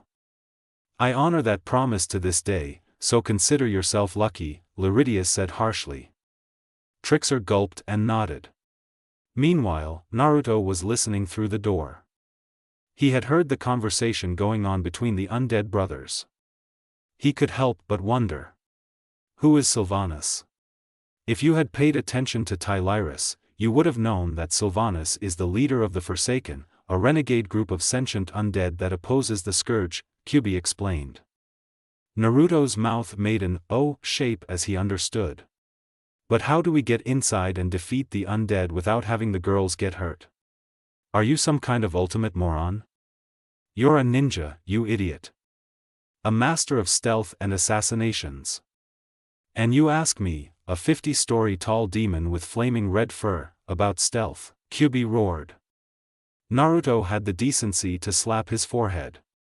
The two undead brothers hefted the gagged and hog-tied girls onto their shoulders. Come on, Trixer, let's go before someone finds us, Laridius said as he began to climb out the window opening through to the ocean. Suddenly, a voice sounded out. Suetun, Suijin Hiki. Water from the sea suddenly rose up and blocked the window. Then 2 kunais flew straight at the undead brothers' heads. Trixer and Laridius barely dodged the sharp knives, which embedded themselves into the wall. They looked at their opponent. It was the human. Very impressive human, you managed to catch me off guard, Laridius chuckled. Then the older brother grimaced. But you won't be able to do that again. Come on, you rotten baboon. Naruto retorted. The brothers placed down the girls and unsheathed their dual daggers. Naruto couldn't help but notice both of Laridius's daggers were glowing a sickly green and Trixer's were emanating a flaming red aura. Laridius grinned as he saw where the blonde's eyes were. You like our weapons? Well, how about we give them to you? The two undead charged and the battle was on. Translations: Suetun, Suijin Hiki, Water Release, Water Encampment Wall. I know it's a short chapter, but I'm saving the rest of the battle for next chappy. Review please. Nightmare Part 2. Notes: this chapter is a little actiony for those who love having Naruto kick people's asses. A Kitsune's Dream. Chapter 5. Nightmare Part 2. Riku ran down the corridors of the night elf ship's hull. Occasionally, she'd pass by a dead guard, obviously the work of a pair of powerful rogues. The shaman stopped to close one guard's dull eyes, which were open and frozen in terror. Then she continued on her way. Naruto quickly got into his Marukan stance and charged. The two undead paid no heed to his strange stance and continued charging him. Suddenly Liridius shot forward, ahead of his brother. The undead rogue thrust his left dagger towards Naruto's stomach. The blonde spun his arm and blocked it, and used his momentum to add extra power to follow-up punch. Then at the last second, Liridius dodged to the left, spun like a top and rammed the hilt of his left dagger into Naruto's neck. The blonde gasped as he tripped and fell to the ground. Trickster used this momentary lull to jump onto the ceiling and propel himself from it towards the Jinchuriki. Naruto rolled to his feet and drew a kunai in each hand. Trickster collided with Naruto, clashing his blades with the blonde's kunais. They stood for a split second in a deadlock. Then the older undead brother appeared behind Naruto, preparing for a finishing swing. Naruto barely had time to kawarimi with a chair before a glowing dagger hit the place where his neck would have been. Trickster dug his flaming daggers out of the chair and faced Naruto. The blonde noticed the place on the chair where Trickster's daggers had hit were slightly burnt. Liridius chuckled darkly. "You're a decent fighter. Surviving against my brother and me at half power for more than 30 seconds is impressive." Naruto's eyes widened. They were only using half their power. Trickster grinned maniacally. "Let's take it up a notch, bro." "Let's," the older brother responded. Suddenly the air around the room grew thick with the smell of death. Naruto could barely breathe. The smell of rotting flesh was too overwhelming. "Are you afraid, human? Do you fear our connection with your upcoming visit to the underworld?" Liridius said, a dark gleam in his yellow glowing eyes. Naruto didn't want to admit it, but he was afraid. The aura the two undead were emitting was similar to killing intent. Only while killing, intent gave the feeling of coming pain, the aura gave the pure feeling of death. Then Ryla gave a groan. Though she was unconscious and gagged, two words were heard. "Naruto, help." Naruto glanced at her. She was straining, obviously feeling the aura of death. Naruto couldn't imagine what the aura was doing to her. But for now, the blonde turned his attention to the two undead. He drew a kunai and charged. Riku ran into a corridor that was clean of any corpses. She narrowed her eyes suspiciously. The corridor was way too clean. This was obviously a trap. She gasped as she realized what the trap could possibly be for. She ran with renewed determination. Naruto blocked a dagger thrust to his head with a kunai and threw a shuriken at Liridius's throat. The rogue dodged it and retaliated with a set of dagger thrusts and slashes. Naruto could barely block them with his kunai. Suddenly Trickster appeared behind him and swept the blonde's feet right out from under him. Ryla ran and ran. She ran down an endless corridor. She couldn't remember how this started, but all she remembered was seeing her twin and Naruto suddenly disappearing through a dark shadow. The night elf burst into a white room.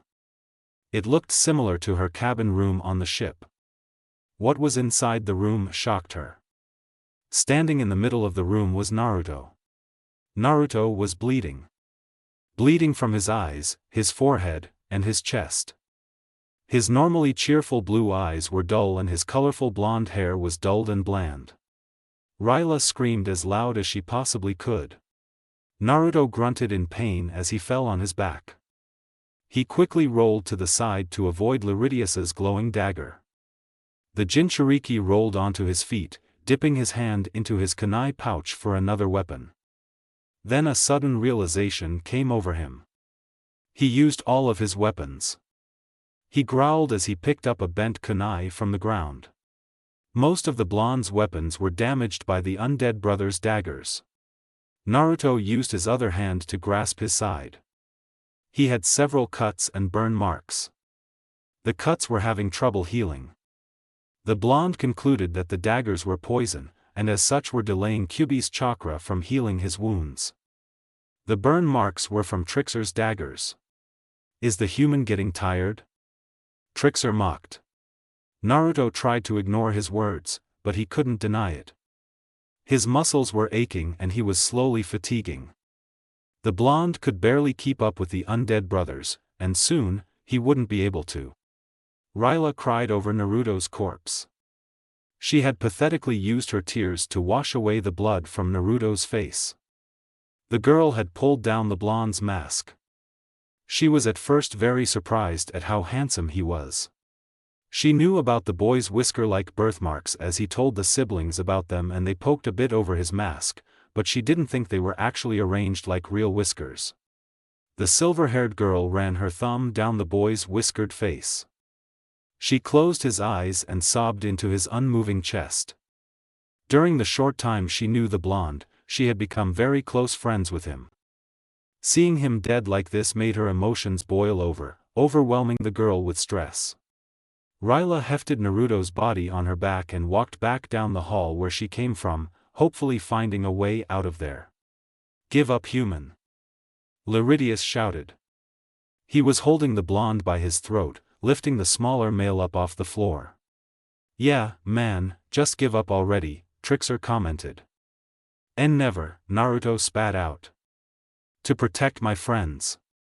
"Suit yourself, whelp," the older brother said as he drew his dagger back, preparing to end the Jinchuriki's life. "Oh no you don't," a voice shouted out from the doorway. "Lightning bolt." A surge of electricity shot through the air and collided with Laridius. He dropped Naruto and was sent back flying into the wall. "Bro!" Trickster exclaimed. Flame shock. Suddenly the younger brother exploded in a searing inferno. "Hot! Hot! Hot!" Trickster screamed as he rushed to try to extinguish the flames. "Get your friends and come on," the attacker motioned to Naruto. The blonde hurriedly hefted the girls over his shoulders and ran out the door, following his helper. It was a blue-skinned girl. She had long ears like the night elves, but they folded into her hair. But what caught Naruto's attention was that she had hooves. Adrenii. Naruto mentally gasped, recalling what Tylyrus told him about the other alliance members. "This way," the Drenii said as she turned around a corner. "Wait a sec, Drenii. Who are you and why are you helping us?"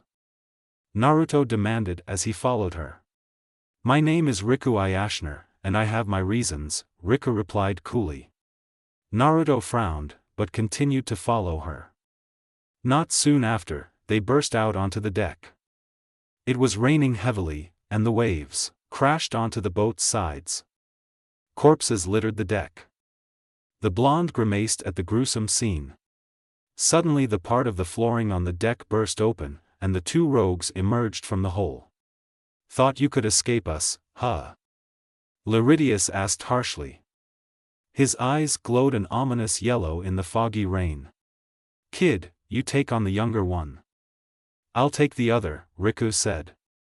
She unstrapped her storm hammer. Rockbiter weapon. The storm hammer cackled a bit with magic, before settling down with a small earthy green glow. "I have a name you know," Naruto retorted.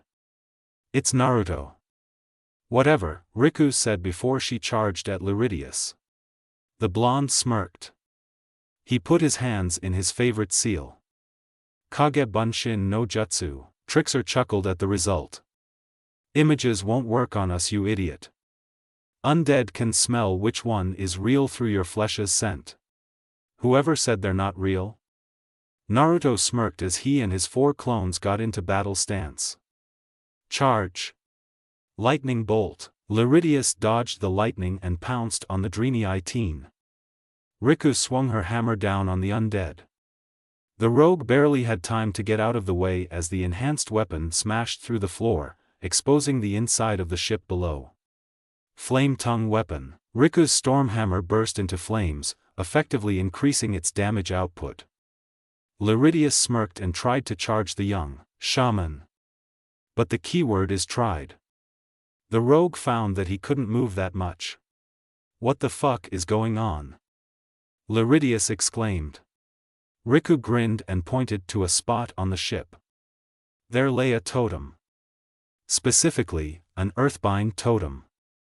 Liridius cursed. Bye-bye, Riku chirped as she raised her storm hammer.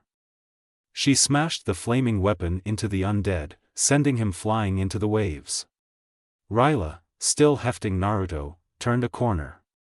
She gasped as her eyes were suddenly blinded from a bright light. As soon as her eyes adjusted to the intense light, she blinked confusedly at what looked to be an exit of sorts. She smiled. They attacked the younger rogue as the original began to form seals. One quickly Kawarami'd with a corpse near the brothers, appearing right next to them. "You," he shouted as he kicked the undead towards the other clones. "Zoo," another exclaimed as it backflipped, kicking Trickster upwards in the process. "Ma," yet another shouted as it slammed both its fists into the undead's stomach. "Ki," the last said as it roundhoused the undead's skull. The last Naruto quickly ended his seal sequence. Shunshin no Jutsu, he appeared above Trickster, leg set for an axe kick. Naruto Rendan, the blonde slammed the undead down into the deck's floor. The rogue smashed through the floor, falling down onto the floor below. Naruto smirked as he landed near the edge of the hole. "Take that, you rotten flesh bag." Suddenly the flooring behind Naruto exploded. Ryla, still hefting Naruto, walked towards what looked to be the exit of this strange world she was in. While looking for the exit, she thought about how worried she had been when she found Naruto dead. She hadn't cried that much since, well, ever. This has caused her to start thinking about what she thought of her blonde friend. Thought they haven't known each other long, they had formed a strong bond. Ryla also couldn't shake off this tingly, funny feeling, whenever Naruto touched her or complimented her. The silver-haired twin was confused. She stopped in front of the exit. The twin turned her head and gave Naruto's face a long hard look. "Naruto," Ryla thought. She laid the corpse down on the floor. Ryla then gave it a small peck on the cheek. She stood up and walked out the exit. Ryla groaned as she regained consciousness. She opened her eyes to find a Draenei girl untying her and her sister. Scylla was still unconscious. "What happened?" Ryla slurred. "You and your sister were almost kidnapped." "Naruto and I saved you from the undead," Riku replied. Ryla's eyes snapped open. "Naruto." Barely even thinking, she stood up and ran in the direction she felt Naruto's presence. Riku stood, hefted Scylla on her back, and quickly followed her. "Guess who?" a voice said behind Naruto. The blonde fearfully turned around to find Trickster standing behind him with a sword from a dead guard. The Jinchuriki had no time to dodge. Trickster impaled Naruto on the sword through his back. "Naruto!" Ryla screamed. She and Riku arrived on the scene just in time to find a sword sticking out of Naruto's body. Riku growled and drew her storm hammer. Suddenly a dagger flew out of nowhere and scratched the Draenei's fingers. The teen found that she could now barely move her fingers, let alone hold her weapon. Riku also discovered that she could think properly. "Like that? My dagger has a poison that induces paralysis and disrupts trains of thoughts, such as spells," Liridius said as he crawled back onto the deck, soaking wet and burnt at the same time. "Naruto!" Ryla screamed. Trickster dropped the blonde and began to advance on the two helpless girls. His brother dropped down next to him and grinned maniacally. Naruto, help! Ryla screamed one final time as the two undead charged. Kit, are you there? Are you? Answer me, you little brat. Just shut up and let me die peacefully. I don't believe this. Let me sleep. The pain. I want it to end. So you want to end your pain, but not prevent the pain of your friends. How can I save them? I can't. Then you're gonna let them die. I can't save them. I shouldn't waste so much energy. I won't live. I won't. Where is the boy I was imprisoned in? You are not him. The kid I know never gives up, never breaks promises, and never lets his friends get hurt. You Kitsune team. You're right. I won't let them die. Then don't let them. Ah! Naruto screamed as he snapped his eyes open. He stood up, a flaring shuriken ball of wind chakra beginning to swirl ferociously in his palm. The blonde ripped the sword from his gut, the wound healing almost immediately. The two undead turned around as a whole new level of power was suddenly unleashed upon the bridge. Naruto roared as he ran towards the two undead. He flipped high into the air, landing between the girls and the rogues. Take this. Futon, Raisin Shuriken. The blonde threw the ball of chakra at the rogue's direction. Suddenly the storm stopped, as if the attack drained it of its very wind. It would be 10 minutes later before a scout ship found the only 4 survivors of that attack. So much for those unlucky passengers. Translations: Shunshin no Jutsu, Body Flicker Technique, Kitsune Team, Fox Bastard, Futon, Raisin Shuriken, Wind Release, Spiraling Shuriken. Review please. Decisive Dreams. Notes: Alrighty people, in this chappy, we have polls. It concerns Naruto's bloodline, or if he should have any. Here it is. Kyorangan, Fury Eye, turns iris orange with a crimson rim and pupil. Allows user to see chakra pathways and predict movements, like the Sharingan, but doesn't let them copy the movements. It does however increase the user's speed and strength considerably. More experienced Kyorangan users can often interrupt enemy jutsus using the special counter jutsus Kyorangan users can only use. Those will be shown only if the Kyorangan is picked.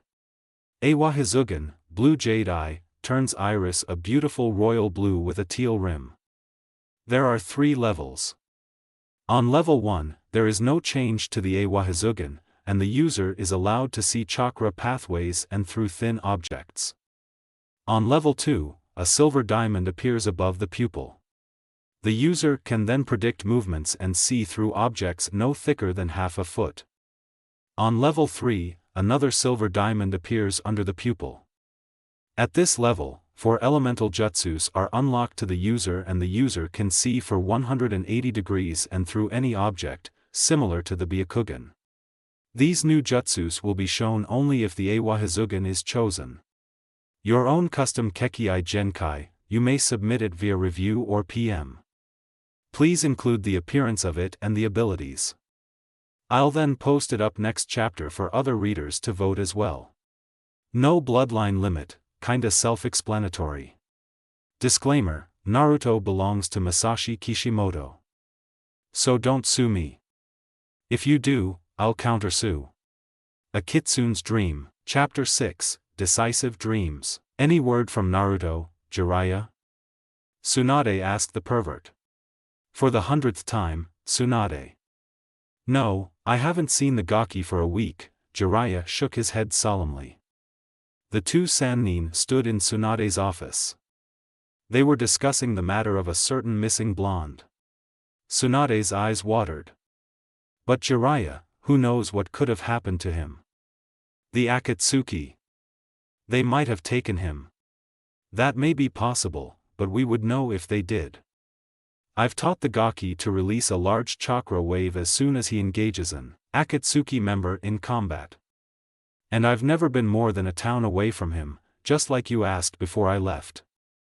So I would have sensed his chakra, the Toad Sage said. He looked out the window, where his former village lay. I know how you feel, Tsunade. He was as precious to me as he was to you. Naruto was, he was like the son I've never had. Plus he reminds me so much of Minato, it's not even funny. Tsunade turned to follow Jiraiya's gaze. She stared at the village called Konoha. She wondered how a village could throw away its most priceless possession. Sasuke hated it. He hated it more than he hated Itachi. Yes, he hated it that much. Wanna know what he hated? The very village he lived in. More precisely, it was the majority of the population of the village he lived in. Left and right, people would praise him of his abilities, his handsomeness, his potential to become the greatest Konoha ninja ever, etc., etc. This pissed him off to no end. But today, some villager thought it'd be a good idea to praise the young Uchiha for a new topic. Good day, Uchiha-san. Look how powerful you're becoming. You might soon become the Rokudai dash. Bam! The poor villager was rammed into a nearby steel telephone pole, breaking it, and 10 of the villager's bones, in half. Sasuke was now furious. How dare they praise him of fulfilling Naruto's dream? The Uchiha spat on the pain-induced villager and stomped away. After a while, the Uchiha ended up in Team 7's training grounds. He began training. And in the middle of his katas and routines, he berated himself.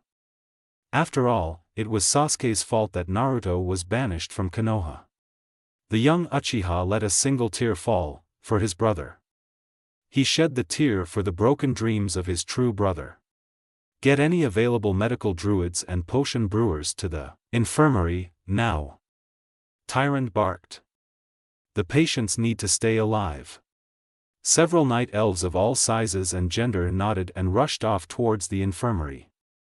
Some went to gather the others that weren't present. Priestess Tyrant, we'll need some thunderweed for one of our recovery potions, a sentinel said to the high priestess. Then send hunters to scour the island for any thunderweed, Tyrant replied. She spotted a middle-aged, for a night elf, cobalt-haired druid and his students practicing healing magic in one corner of the grand hall. You there? Do your students have sufficient medical experience to heal an emergency patient? The druid looked startled. Well, barely, my priestess, but they are. Then get them to the infirmary quickly. We have lives to save. Yes, priestess, the young druid bowed. He hurried off with his companions to try to heal the new arrivals. Tyrant sighed.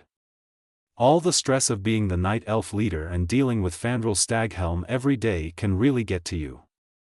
And the added stress of keeping someone alive when they're at the brink of death, it's a miracle the female night elf remained sane. Naruto groaned as he slowly opened his eyes. The first thing that entered his vision was a young female night elf about to take off his mask. The blonde quickly stopped her hand. Ryla-chan, it isn't really a challenge if you do that while I'm unconscious, the Jinchuriki smiled. Naruto! Ryla exclaimed, startled. Then she smiled brightly. Naruto, you're awake. She hugged the boy tightly. We thought we lost you. Yes, you gave us quite a scare, human, a more mature female voice said from the doorway. The teenagers quickly detached and looked at the source of the sound. Ryla gasped as she realized who it was and bowed deeply. Greetings, Priestess Tyrant, Ryla said respectfully. Tyrant? Naruto asked. Then he remembered that Tyrant was the leader of the Sentinels and High Priestess of Elun. Another fact he remembered was that she was over 10,000 years old. Wow, she's old but she still looks young and beautiful. Kinda like Bachan, Naruto thought. He looked at the night elf leader. Tyrant, where are we? You are on Darnassus, the night elf capital, the woman answered.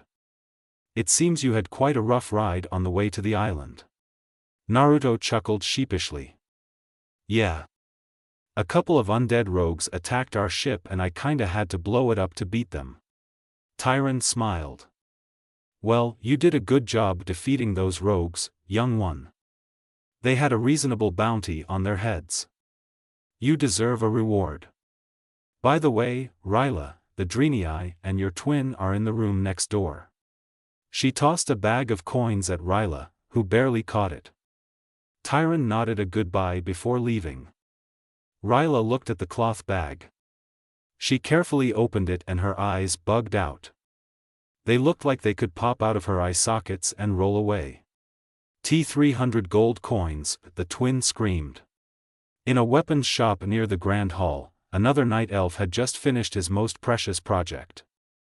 It was 300 gold coins, a voice suddenly echoed throughout the shop. What the hell was that? The night elf asked. He shrugged. Right now, he had to finish polishing his greatest creation. Scylla and Riku sat on their respective beds in their room. Riku was poking at her ear with her pinky. Geez, what was that? Riku said. Probably Ryla. I'd recognize that voice anywhere, Scylla answered. The Draenei raised an eyebrow and the night elf. But why would she shout 300 gold coins so loudly? She asked. No idea, Scylla shook her head in confusion. Suddenly the door opened and Tyrant came in. The two girls looked intently for an explanation at the older woman. Your human friend is fine. He and your sister have just gotten the reward for the heads of the 2 undead rogues you have killed, Tyrant told them. You two are not well enough to walk around. Be sure to stay in this room. I will have attendants check in on you periodically. Scylla's sweat dropped. I guess now we know the reason Ryla shouted 300 gold coins at the top of her lungs. The night elf leader soon left. A woman entered the council room. In it were the leaders of the night elf kingdom. The room was comprised of a giant circular table, with several seats surrounding it. The woman, Tyrant, sat in her seat and turned to the other council members. The new guests are well. But something is amiss. I believe you could give us some information, Cypress. What did you find unusual about the human boy? Tyrant asked the head of the night elf medical department and expert druid, Cypress Trotleaf. The medical druid smiled. His healing abilities are remarkable. Even though at the beginning we had to work day and night to fix his wounds, when he had gathered enough energy, it seemed as if the boy's body began to fight along with us. What do you mean? Asked Fandral Staghelm, the current archdruid. His body. The cuts were sealed instantly. Chunks of missing flesh were replaced. The boy's body has a regeneration mechanism that surpasses any of our druids' or priests' healing magics. It was incredible, Cypress said with awe. The boy's arm was mangled and was to the brink of falling off when this regeneration kicked in. Then, a few hours later, his arm looked like it hadn't even been scratched before. But, what? Asked Sentinel Captain, Chandri's Feathermoon. But our druids had sensed a deep power in him. A very great power, indeed. It could possibly match that of a greater demon's. But that's not why I fear this power. I fear this power because, the druid gulped. What we discovered is only the surface. We of the medical department estimate that once this power is completely uncovered, it could match that of Archimonde and kill Jaden. Fandral slammed his hand on the table. That's preposterous. You're saying this boy has a hidden power that can match that of Sargeraz's greatest generals? Cypress nodded. Indeed, it may seem preposterous, but it is true. The council was silent. Chandris decided to speak up. What should we do with the boy and this power? She asked. Cypress scratched his ear. Well, according to one of my assistants, the boy cannot control the power. So we may be safe for the time being. So what should we do? Asked another night elf. Fandral huffed. Isn't it obvious? We should take this power and make it our own. Whether we have to kill the boy or tame him, we need it. The night elves should use this hidden power to crush the Horde, the Illidari, and the Scourge. The council was suddenly ablaze with discussion. Many side arguments broke out and the discussion was about to lead to physical confrontation when... Enough! Tyron shouted. She furiously turned to Fandral. Are you mad, Staghelm? Messing with this power is like starting another war of the ancients. Using a power that we were not given to us directly by Ilidan and the earth itself is becoming like the damned Quel'Dorii. But, Priestess, Archdruid Staghelm has a point, Cypress said. We could use this boy to our advantage. Instead of enslaving or harvesting his power, we should be his friends. Because if this power is ever released, it would do us good to be on the boy's side. I suggest we even train him to harness it. We could hone his battle skills as well. He could become a great ally in the future. Tyron pondered this for a few moments. Then, she held her head high and spoke her plan. Naruto sat in his room. Ryla was able to walk around since she wasn't injured much. She had gone to get him some food. The door opened. Tyron stepped in and put a satchel on Naruto's lap. The blonde boy stared at it. Then he looked at the night elf woman. What's this? He asked. Tyron smirked. Training equipment. The council has decided to train you in the arts of the Quel'Dorii.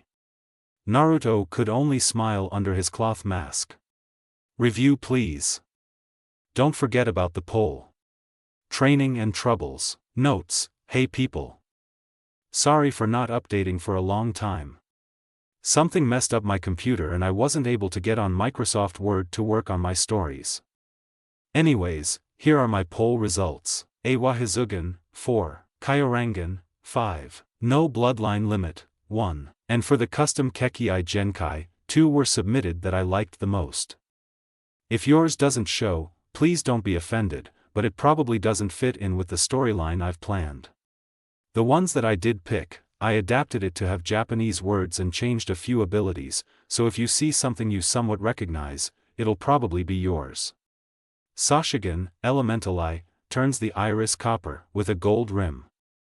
There are 4 different versions of the Sashigan. In each version, the user can use one element. In the Kasashigan, a red ring appears around the pupil and a small red circle with intricate designs appears on the forehead. The Kasashigan lets a user manipulate the fire element to such high levels. A Katan, Housenka no Jutsu's fireballs are each as big as a Katan, Gokakyu no Jutsu. The same for the Sway Sashigan, Du Sashigan, and Fu Sashigan, except with blue, green, and silver markings, respectively. There are no different levels to the Sashigan, but more powerful users can often combine 2 versions to create a new one that uses the secondary elements, ice, wood, metal, and lightning. Fuhengen, Everlasting Eye, turns the iris a beautiful golden color. There are 5 levels to the Fugen. At the first level, a silver curved line appears and connects the top part of the pupil to the rim of the iris. This level allows the user to see the unseen, making Fugen users expert treasure hunters and mystics. This ability is nothing like the Byakugan, because the Fugen can also see emotions, needs, and theoretically, the future. But at the first level, Fuhengen users can only see what they need to see and cannot control this power. At the second level, another curved line appears, this time connecting the bottom of the pupil to the iris's rim. This lets the Fuhengen user have limited control of the Fuhengen's ability, letting the user see one's emotions. At the third level, yet another curved line appears to the right side of the pupil. The Fuhengen user can now see the user can control what it wants to see, such as treasures, hidden traps or weapons, and such. At the fourth level, even another curved line appears, this time to the left of the pupil. At this level, the Fuhengen user can analyze and organize emotions and thoughts enough to predict movements, much like a Sharingan. But the Fuhengen has an even better sense of prediction as it reads the opponent's minds, not their bodies. There is not much known about the 5th level, so I cannot tell you about it.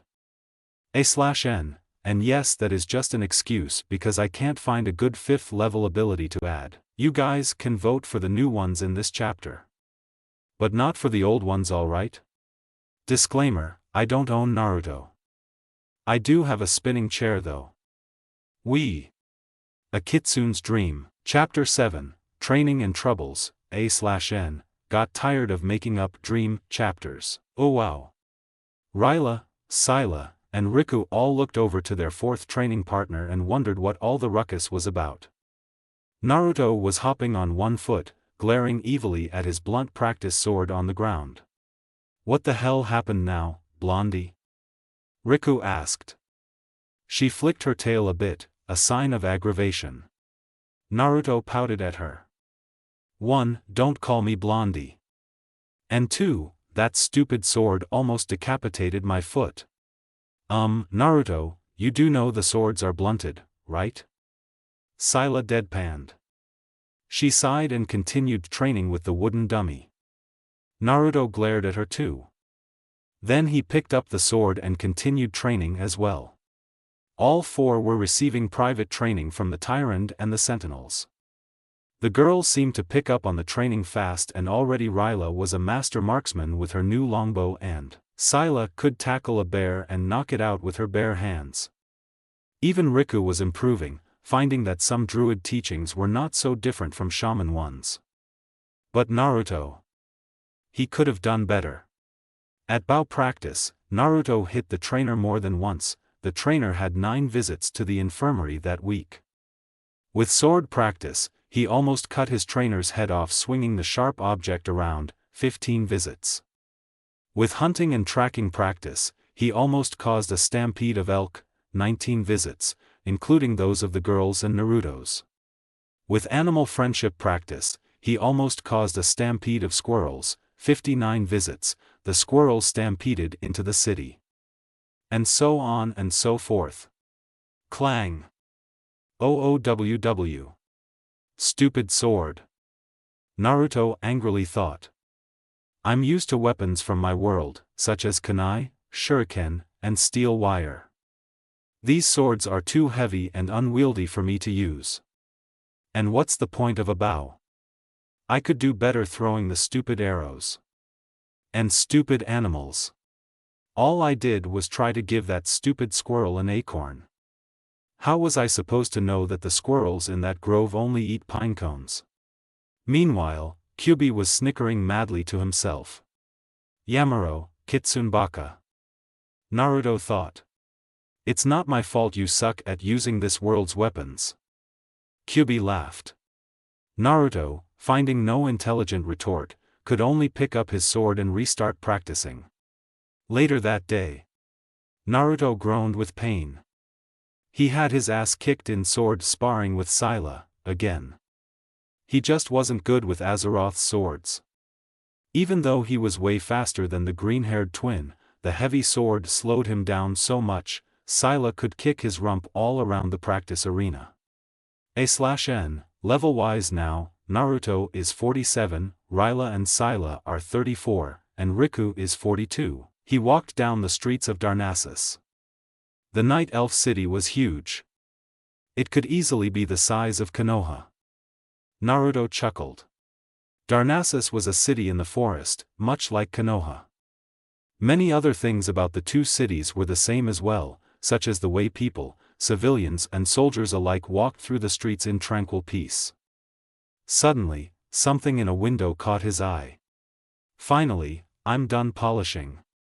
Hiro's Rootflayer, the local blacksmith, cried out enthusiastically. He had finally finished polishing his greatest work ever. There were several complaints lately of his daggers scratching or breaking too easily. So his customers, mostly rogues, requested, instead, a powerful, sturdy weapon that can also kill with one strike as daggers can. His first thought was, sword. So Hiros began to smith a sword that would fit a rogue's needs for a quick, painless death. This sword, albeit strange in design by any Azerothian standard, was a perfect weapon for a rogue. I think I'll call it Tempest, Hyros commented. The name fit perfectly. The night elf blacksmith smiled. Tempest would fetch a reasonable price, at least 100 gold coins. And no sooner than he put it up at the window for display, someone barged through the door. Tyrant closed the door to her room. She sighed. Another day of Fandral, paperwork, and searching for Malfurion done, she thought. The night elf female lied down on her bed and began to close her silver-colored eyes. That's when she felt his presence. Tyrant's eyes snapped open. She barely thought as she quickly strapped on her bow and arrow quiver and ran out of her room. I've been waiting for you, my love, Tyrant growled. How did he get past all the guards? Wondering how I got past all the guards? Let's just say I cut down your security employment costs. Literally, he chuckled. Then he frowned. Tyrant, my love, why again do you refuse me? Even when he may be dead, you still love him. Why, I love him because he isn't power-hungry, like you, the female night elf roared. I love him because he thinks for the best of me, our race, and our world. You on the other hand don't. You consumed demonic energy, you betrayed us countless times, you committed unspeakable crimes, and you infiltrate my home and kill my guards, my friends. That is why I love Malfurion and not you, Tyrant growled. Ilidan scowled. He scratched one of his great curving demonic horns. Well, that's not nice to say. Tyrant quickly cocked an arrow and imbued it with her energy, making it glow an ethereal blue. Give me a good reason why I shouldn't strike you down right now, betrayer. The demonic night elf pointed at her bow. A whip of dark energy formed on his finger and quickly slashed the bow and arrow in half. Tyrant growled and ran at Ilidan, prepared to claw him down with her bare hands if necessary. Ilidan merely grinned and pointed at her again. Another whip of energy appeared and surrounded her. It bound her limbs together and slammed her against the wall. Tyrant struggled as the whip held her in place. Ilidan merely frowned at her. This hurts me as much as it hurts you, my love. But if I have to make you love me by force, I shall. No one, not even my dear brother, Malfurion, is here to save you now. That's what you think, betrayer. Heroic strike. Scylla slashed her broadsword down Illidan's back. Ryla quickly cocked an arrow and shot it at the hand that maintained the energy whip. The arrow shot true and pierced Illidan's wrist. The energy whip disintegrated and Tyrant fell to the ground. She punched Ilidan in the stomach, and then shoved him away. Arg! Ilidan shouted out in pain. He backhanded Scylla away as he stumbled backwards. The demonic night elf growled at the newcoming twins and Drenii. He grabbed the arrow in his wrist and ripped it out of his flesh with a sickening rip. You will regret interfering with me, you whelps. Riku only smirked. It's you who will regret messing with Priestess Tyrant. Lightning bolt. A bolt of lightning, obviously, shot out of her palm and struck the demon in his chest. With an oof, he stumbled backwards and slammed into a nearby pillar. The demonic night elf growled. An aura of dark energy began to form around his body. Like I said, you will regret that. Illidan said angrily. His aura began to boil with dark power. Wrath. With a mighty roar, Illidan's aura exploded outwards, slamming the night elves and Drenii into the walls. Ow, Ryla mumbled as she struggled to get up. She quickly cocked another arrow into her bow and aimed for Ilidan. Just as Ryla was about to shoot, Ilidan suddenly disappeared. The silver-haired twin blinked in confusion. What the? The demonic elf suddenly appeared behind her and slammed his fist into her head. Ryla fell to the ground, 6 feet away. Ilidan walked over to Ryla, grasped her throat and slammed her into the nearby wall. You dare interfere, young one?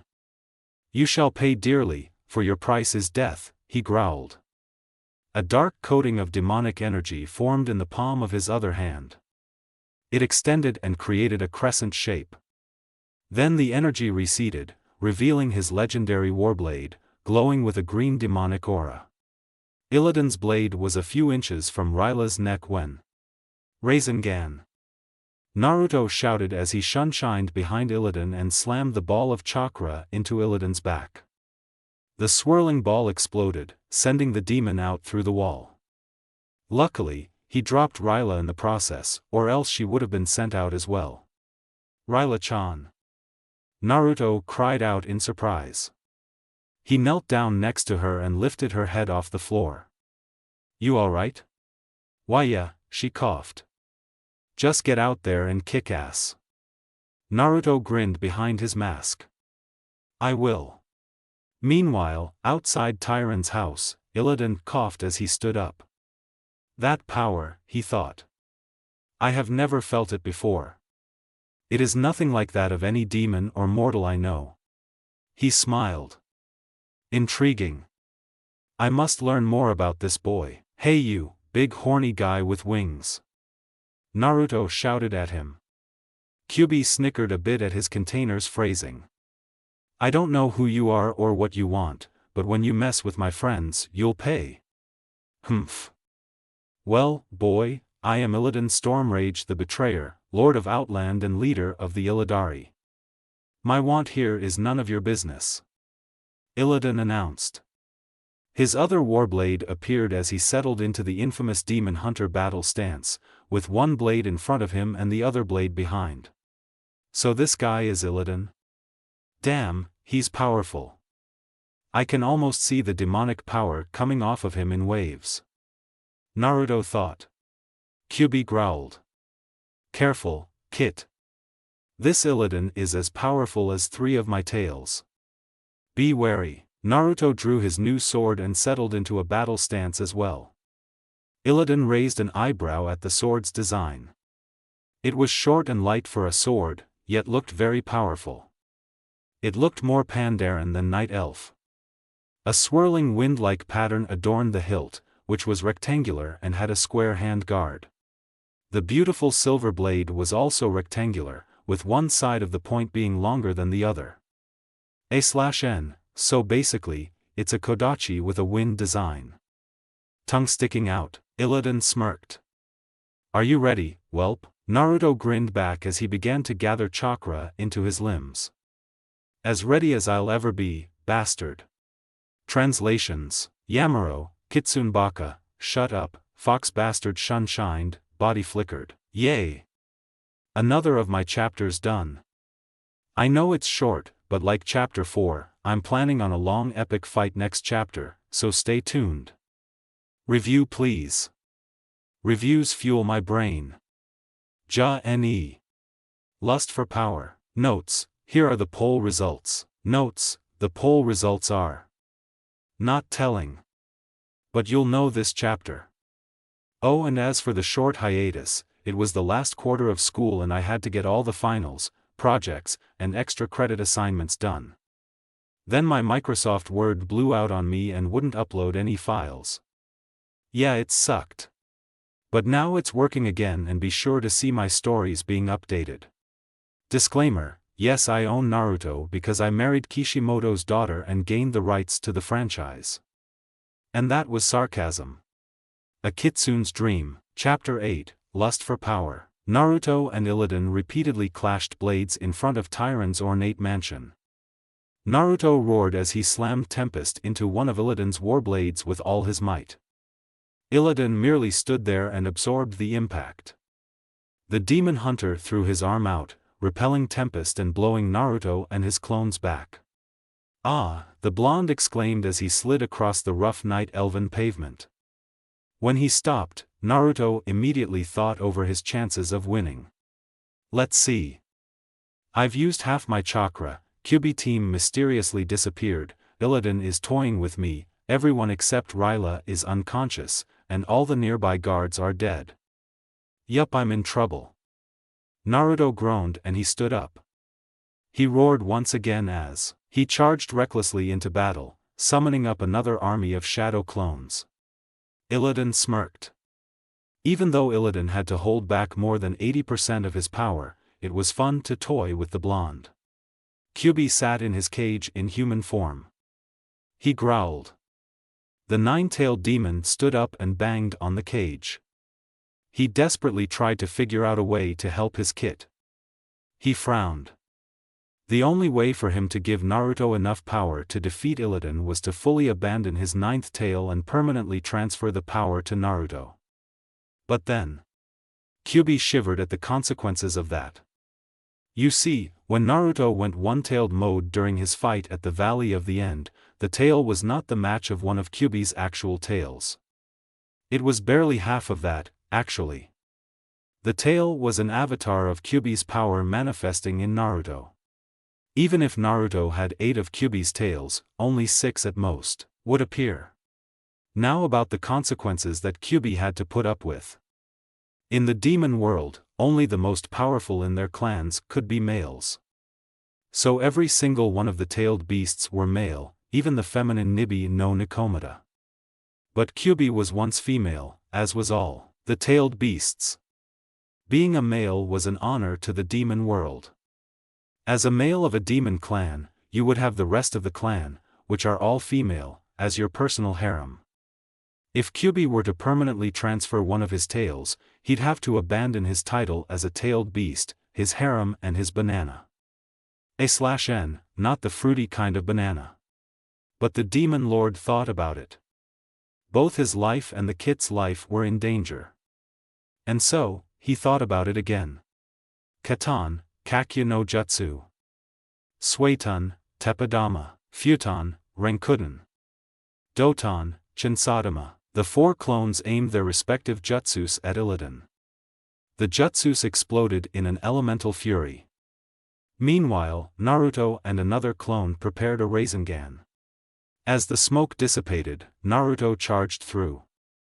Rasengan. Ilidan grabbed Naruto's wrist before the attack hit his chest. He frowned at the glowing blue orb. Interesting attack you have here. It would literally rip my insides out. The spinning energy would've caused a lot of damage if it had hit. Too bad you're too slow. The demonic night elf flicked his wrist. Naruto flew back into his clones, destroying them. Ilidan chuckled.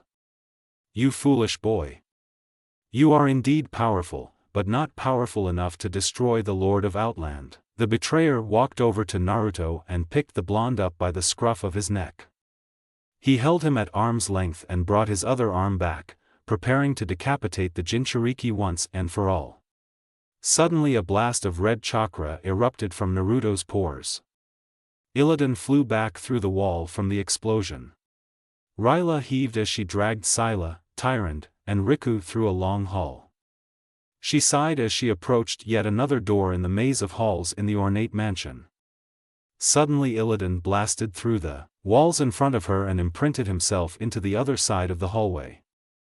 The demon growled. He detached himself from the wall and ran through the hole from which he came. Ryla blinked with her silver eyes and shrugged. She continued to drag the others along to find a way out. Naruto growled as red energy formed a red aura around him and formed a tail. What's happening? This is a different feel than all the other times I summoned Kyubi's power. That's because I permanently transferred my 9th tail to you. Kyubi answered. Kyubi. Where were you? And, why does your voice sound feminine? Naruto furrowed his brow. I'll explain later. For now, you need to use this to defeat that damned night elf. Alright Kyubi. It's showtime. Naruto's eyes suddenly became a deeper shade of blue instead of the normal red when harnessing Kyubi's power. The rims of his irises also turned teal. Naruto could then see with more clarity. He looked at his hand and could see blue and red lines running through his fingers and wrist. They were chakra pathways. He grinned. I have a Dijitsu. The blonde picked up Tempest and channeled his chakra through it. He could see his chakra flow in and out of the blade, as if it was an extension of his arm. Suddenly he could see a blackish outline of dark energies charging straight through him. But the wall was still, intact and solid. That means I can see through walls. I bet Arrow Sennin would give anything to be able to do this. This Dojutsu is called the Aohijwigan. It's not a normal Dojutsu that can be spread through heredity. It is a Dojutsu that those blessed with the Kitsune clan receive. Naruto frowned. But I thought the team's Sharingan was the Dojutsu that the Kitsune clan blessing. No. Not at all. The Sharingan is the outcome of when someone tries to copy the Aohijwigan and converts it with Kitsune chakra. You see, the Byakugan was the first Aohijwigan copy. Then Hyuga, or soon-to-be Uchiha, Madara overwhelmed his Byakugan with my clan's chakra, forming the Sharingan. The Byakugan acts a lot like the first and third levels of the Aohijwigan. The Sharingan acts like the second and the last. What are the Aohijwigan's levels? I don't really have time to explain, Kit. I'll tell you later, as well as why I am female now. Okay. You're a chick now. Like I said, I'll explain later. Ilidan charged through the night elf-shaped hole and growled. That hurt. Naruto grinned. His former cerulean, now royal blue, eyes glowed. Jikoku Teishite Jaken Kenkyu. What? Ilidan furrowed his eyebrows at the foreign language. Naruto suddenly disappeared and appeared behind the demonic night elf. As the blonde swung Tempest at Illidan's head, the betrayer ducked, rolled out and jumped up into the air. Ilidan spread his wings and hung in the air, looking in slight shock at Naruto. You've gotten faster. You got that right. Naruto smirked. Taju Kage Bunshin no Jutsu. Over 50 clones appeared and began their attack. Illidan weaved through the air with his wings, performing barrel rolls, dives, and somersaults, dodging the barrage of various elemental jutsu, kunai, and shuriken. Suddenly a couple of clones attached themselves on Illidan's back and began to glow. Bunshin Daibakuha. The clones exploded. Ilidan fell through the dust cloud with several burns. Katan, Karyu Enden, Suetun, Suryuden no Jutsu. Doton, Doryu Enden, Futon, Furyuden no Jutsu. 4 elemental dragons twisted around the falling Ilidan and consumed him in an elemental fury. The flames burned him. The drops stung him. The stones bruised him. The wind cut him. Ilidan, for the first time in many years, cried out in pain. Naruto, still in his red cloak of Kyuubi's former chakra, began to shape a Rasengan. The Rasengan was pure royal blue, instead of the normal light blue. Shards of cyan jade floated in and around the Rasengan. Naruto growled, showing his enlarged canine teeth. Take this, you bastard. Heichiganai Hijui no Rasengan. Naruto jumped up with near untraceable speed. The blonde brought his arm back and thrust forward. But then a demonic hand covered in Illidan's evil purple energies grabbed Naruto's wrist before the sphere impacted. Naruto gasped at Ilidan. Illidan's entire body was covered in dark energy. The energy flowed from Illidan's pores, and it burned Naruto's wrist. His eyes were now visible through the cloth of the blindfold. They glowed an ominous gold, tinted with demonic green. You think you can defeat me, the Lord of Outland, with your pity techniques? Illidan roared. His voice was darker, more evil, and scared the shit out of Naruto. A wave of dark energy exploded out of Ilidan, sending the blonde hard into the ground, leaving a large crater. Ilidan floated down next to Naruto, who was now unconscious. The dark energy receded, leaving Ilidan seething with rage. I cannot believe this fool made me unleash my demon form. And he damaged me enough so that I do not have enough power to defeat even Tyrant. This boy is a pest. I should kill him now while he is unconscious, to avoid further troubles. Illidan raised a warblade and began to bring it down on Naruto when Entangle, a male voice shouted. Vines exploded from the ground and wrapped themselves around Illidan's legs. The demonic night elf growled and glared at his new attackers. It was Fandral Staghelm. The archdruid stood with several other druids and some of Tyrant's elite lieutenants. You will not cause any more harm, betrayer. Fandral sneered at Ilidan. The Lord of Outland chuckled. Ah, Fandral. I remember back when we were training to be druids before the War of the Ancients. You were always jealous of me and my brother. We surpassed you in every area, healing magics, morphing into our totems, and bending the forest to our will. Illidan smirked. Then he frowned. The only reason you are the new archdruid is because Malfurion is missing and I have chosen another path. You are one lucky son of a troll, Fandral scowled. You wish. I rightfully deserve this title. I probably would have overtaken Malfurion even if he didn't disappear. You are the failure, resorting to demonic magic to gain power. Illidan grinned. And it has paid off. The demonic night elf suddenly disintegrated into wisps of dark energy, freeing himself from the vines. The dark energy left the mansion grounds and disappeared into the night sky. Fandral sighed, rubbing his forehead. He turned to his followers and motioned to the mansion. Scour the grounds for Mistress Tyrande and other survivors.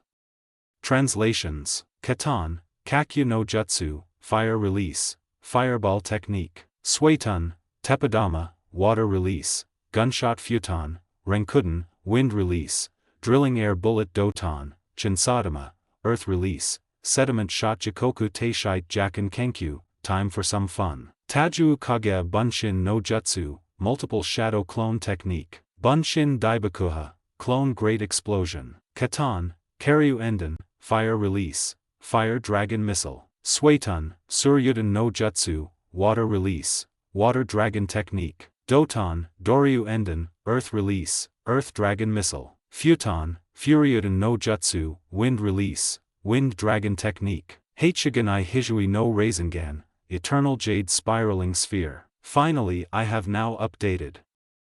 Also watch out for DTIC and all my other stories bring updated soon. Ja Ne. History 101. Notes: Alright peoples. I'm here to point out, I don't favor the Alliance. Several people that have reviewed or PM'd to me have asked me why I favor the Alliance. I'm saying, I do not favor the Alliance. In fact, I tend to like the Horde better. It's just easier for someone like Naruto to familiarize the world of Azeroth with people who don't want to claw his guts out. Orcs, trolls, undead, and blood. Elves all hate humans and would have killed Naruto on the spot. Tauren would tolerate him, but it would still be easier if Naruto met Alliance members first. Now on to the story. Disclaimer: yes, I own Naruto and its multi-million-dollar franchise. That's why I'm working my ass off to get a scholarship for college. A Kitsune's Dream, Chapter 9, History 101. Alright Kyubi, what the hell is going on? Naruto asked his now female tenant.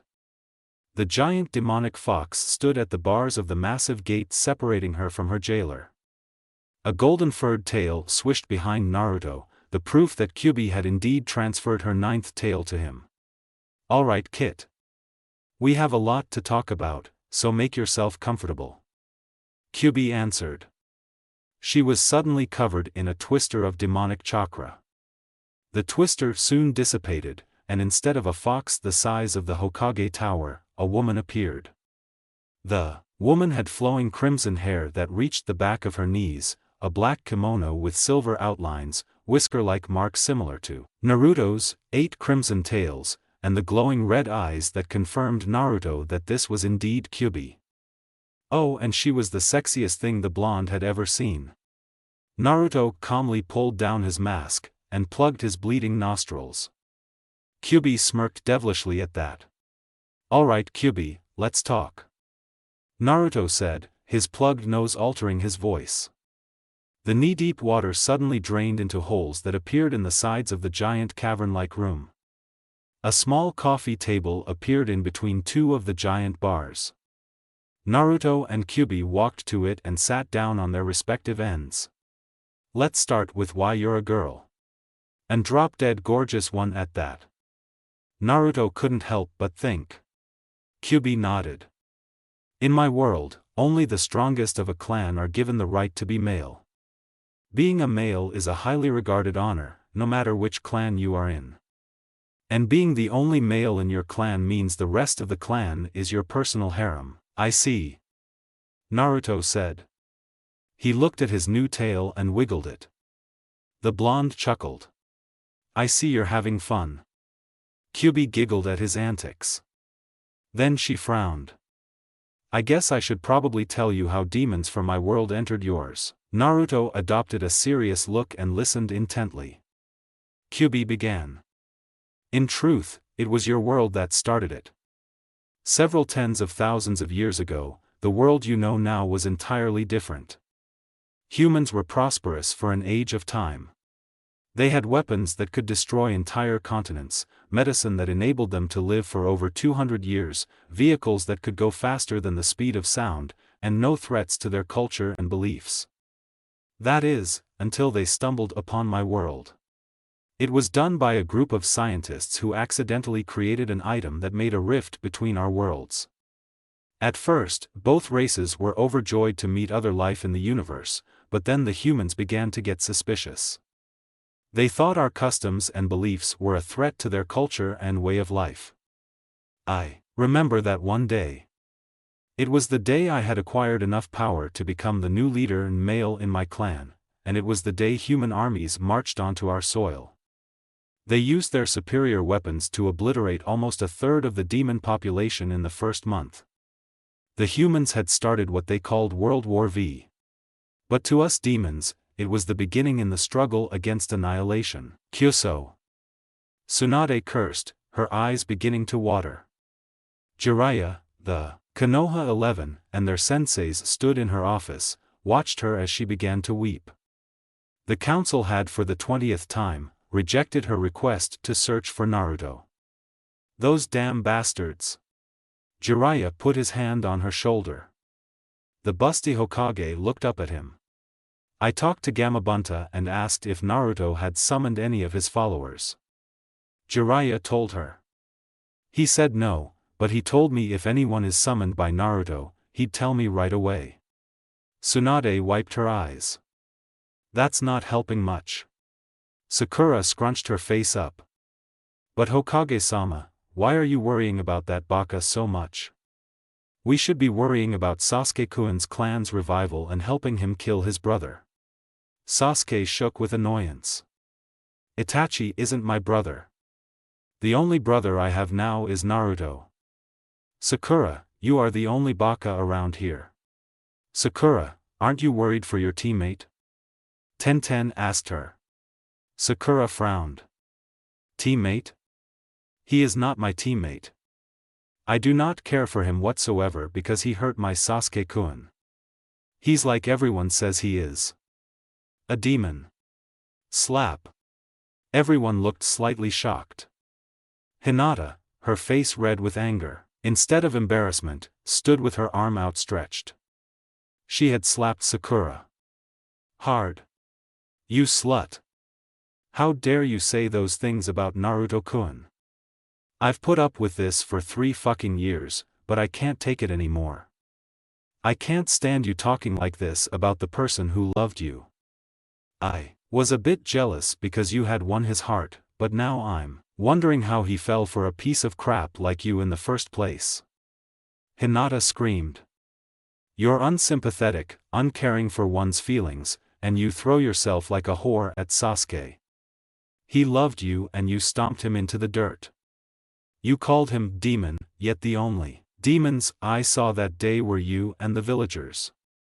Everyone flinched at how cold and ruthless Hinata's words were. Kurenai didn't even think Hinata knew some of those words. Niji mentally remarked that it was similar to how Hayashi sounded when he was mad. Sakura stood with her hand on her cheek and her eyes wide. The Hyuga heiress glared at Sakura intensely before walking out of Tsunade's office, slamming the door behind her. The rest of Team 8 followed soon after. Sakura turned to Team Guy to find them all glaring at her, even the normally stoic Niji. Lee's glare was mixed in with a look of disappointment as well. They followed Team 8's lead and exited the Hokage's office. Serves you right. Ten remarked as she closed the door behind them. Sakura still stood, shocked and nursing her red cheek. You know, Sakura, Hinata's right. Ino said. Naruto-kun became strong to protect you and his friends. He brought back Sasuke-kun because you asked him to, and I think the main reason he left was because you wanted him to. He loved you and you threw him away. Sakura looked at Ino. Why are you adding kun to Naruto's name? Don't tell me you like him. Ino smiled sadly. Maybe I do. Team 10 left as well. Only Team 7 and the 2 Sannin were left in the room. I almost forgot. There's a party in the Jounin lounge celebrating Guy finally getting laid. Kakashi said. I was unfortunately blackmailed to come. Tsunade and Jiraiya looked at him in confusion. Guy got laid? They both asked simultaneously. Kakashi nodded. It was the fire daimyo's niece. She was drunk and desperate for a man, and she happened to meet Guy. It's a bad way to get laid, but he was laid nonetheless. Tsunade and Jiraiya shivered. The fire daimyo's daughter was very beautiful, but his niece was uglier than Orochimaru. With a few hand seals, Kakashi shunshined to the Jounin lounge. Well, there's a council meeting I have to attend. No one touch anything while I'm gone. The Hokage said as she walked out of the room. Jiraiya nodded. I'll come with you. Soon only Sakura and Sasuke stood in the room. It was a full 5 minutes of agonizing quiet. The Uchiha was the first to break the silence. Sakura, you remember when I said you were annoying 3 years ago? The dark-haired boy asked. She nodded. I was wrong about that. Sakura blushed and looked at him in hope. Is he gonna confess to me? Yada. Shinaro. We'll finally get our Sasuke-kun. Inner Sakura cheered. I don't think you're annoying. Sasuke said, lowering his head so his face wasn't visible. In fact, I think. Yes? I think. Yes. You're. Yes. A complete bitch. Shan, Naro, Sasuke left the room, leaving a stupefied Sakura. So after we demons successfully began to create our own weapons to match the humans, we started a counteroffensive. We drove them back into the human world and the demon clans worked together to try and seal the dimensional rift. The clans poured in tons of demonic chakra, all for the cause of saving the demon world. But then the humans prepared another attack before the rift closed. The leaders of the 10 most prominent demon clans, the Tanuki, Nikomata, Isanade, Soku, Inu, Itachi, Ukami, Hibi, Kitsune, and Ryu, decided to head into the human world to seal off the rift from their side, which would effectively quadruple the sealing process. Unfortunately, the humans attacked earlier than we expected. The leader of the Ryu clan, Jubi no Ryu, held them off while the rest of us continued sealing the rift. But the humans got through and attacked us. Jubi was overwhelmed and before he died, he released all of his tenketsu and chakra gates. This created a chakra explosion so massive, it was effectively Armageddon for the human world. Only a scant few survived, and when they came to, they had lost all their memory. Humanity began from scratch, forming nomadic tribes. During this, we had finished sealing off the rift, and in the process trapped ourselves on the human world. We decided to steer humanity so that they never get too powerful and redevelop their destructive weapons. A development occurred that we didn't expect though. Humans evolved chakra. It seems the excess amount of chakra that Jubi released had been absorbed by the humans. So they developed chakra. It was weaker than ours and humans didn't produce as much as demons, but humans were creative in using chakra. They used hand seals to mold the chakra in ways demons have never dreamed of and created jutsu. So we demons manipulated various villages to go to war with each other in an effort to stop them from further developing chakra and technologies. That is how the elemental countries and metallic countries were born. But humans still found ancient artifacts from World War V. So whenever a village discovers something that could remotely threaten us, we attack the village and destroy the finding. That is how the legend of the bijou started. Is he gonna be okay? Riku asked the druid assigned to watch over the blonde. The twins and Riku finally got a chance to check on Naruto's progress. Staghelm and the council had bombarded them with questions regarding Ilidan. The druid checked his vitals. He seems fine, but he's in a slight coma. There's also another thing that I think you should all know about. What is it? Scylla asked. The druid reached under the unconscious Jinchuriki and pulled out a furry thing the same color as Naruto's hair. He has a tail. So what was it that Konoha found that made you attack it? Naruto asked. Kyubi frowned deeply. They discovered the very item that created the dimensional rift between our worlds.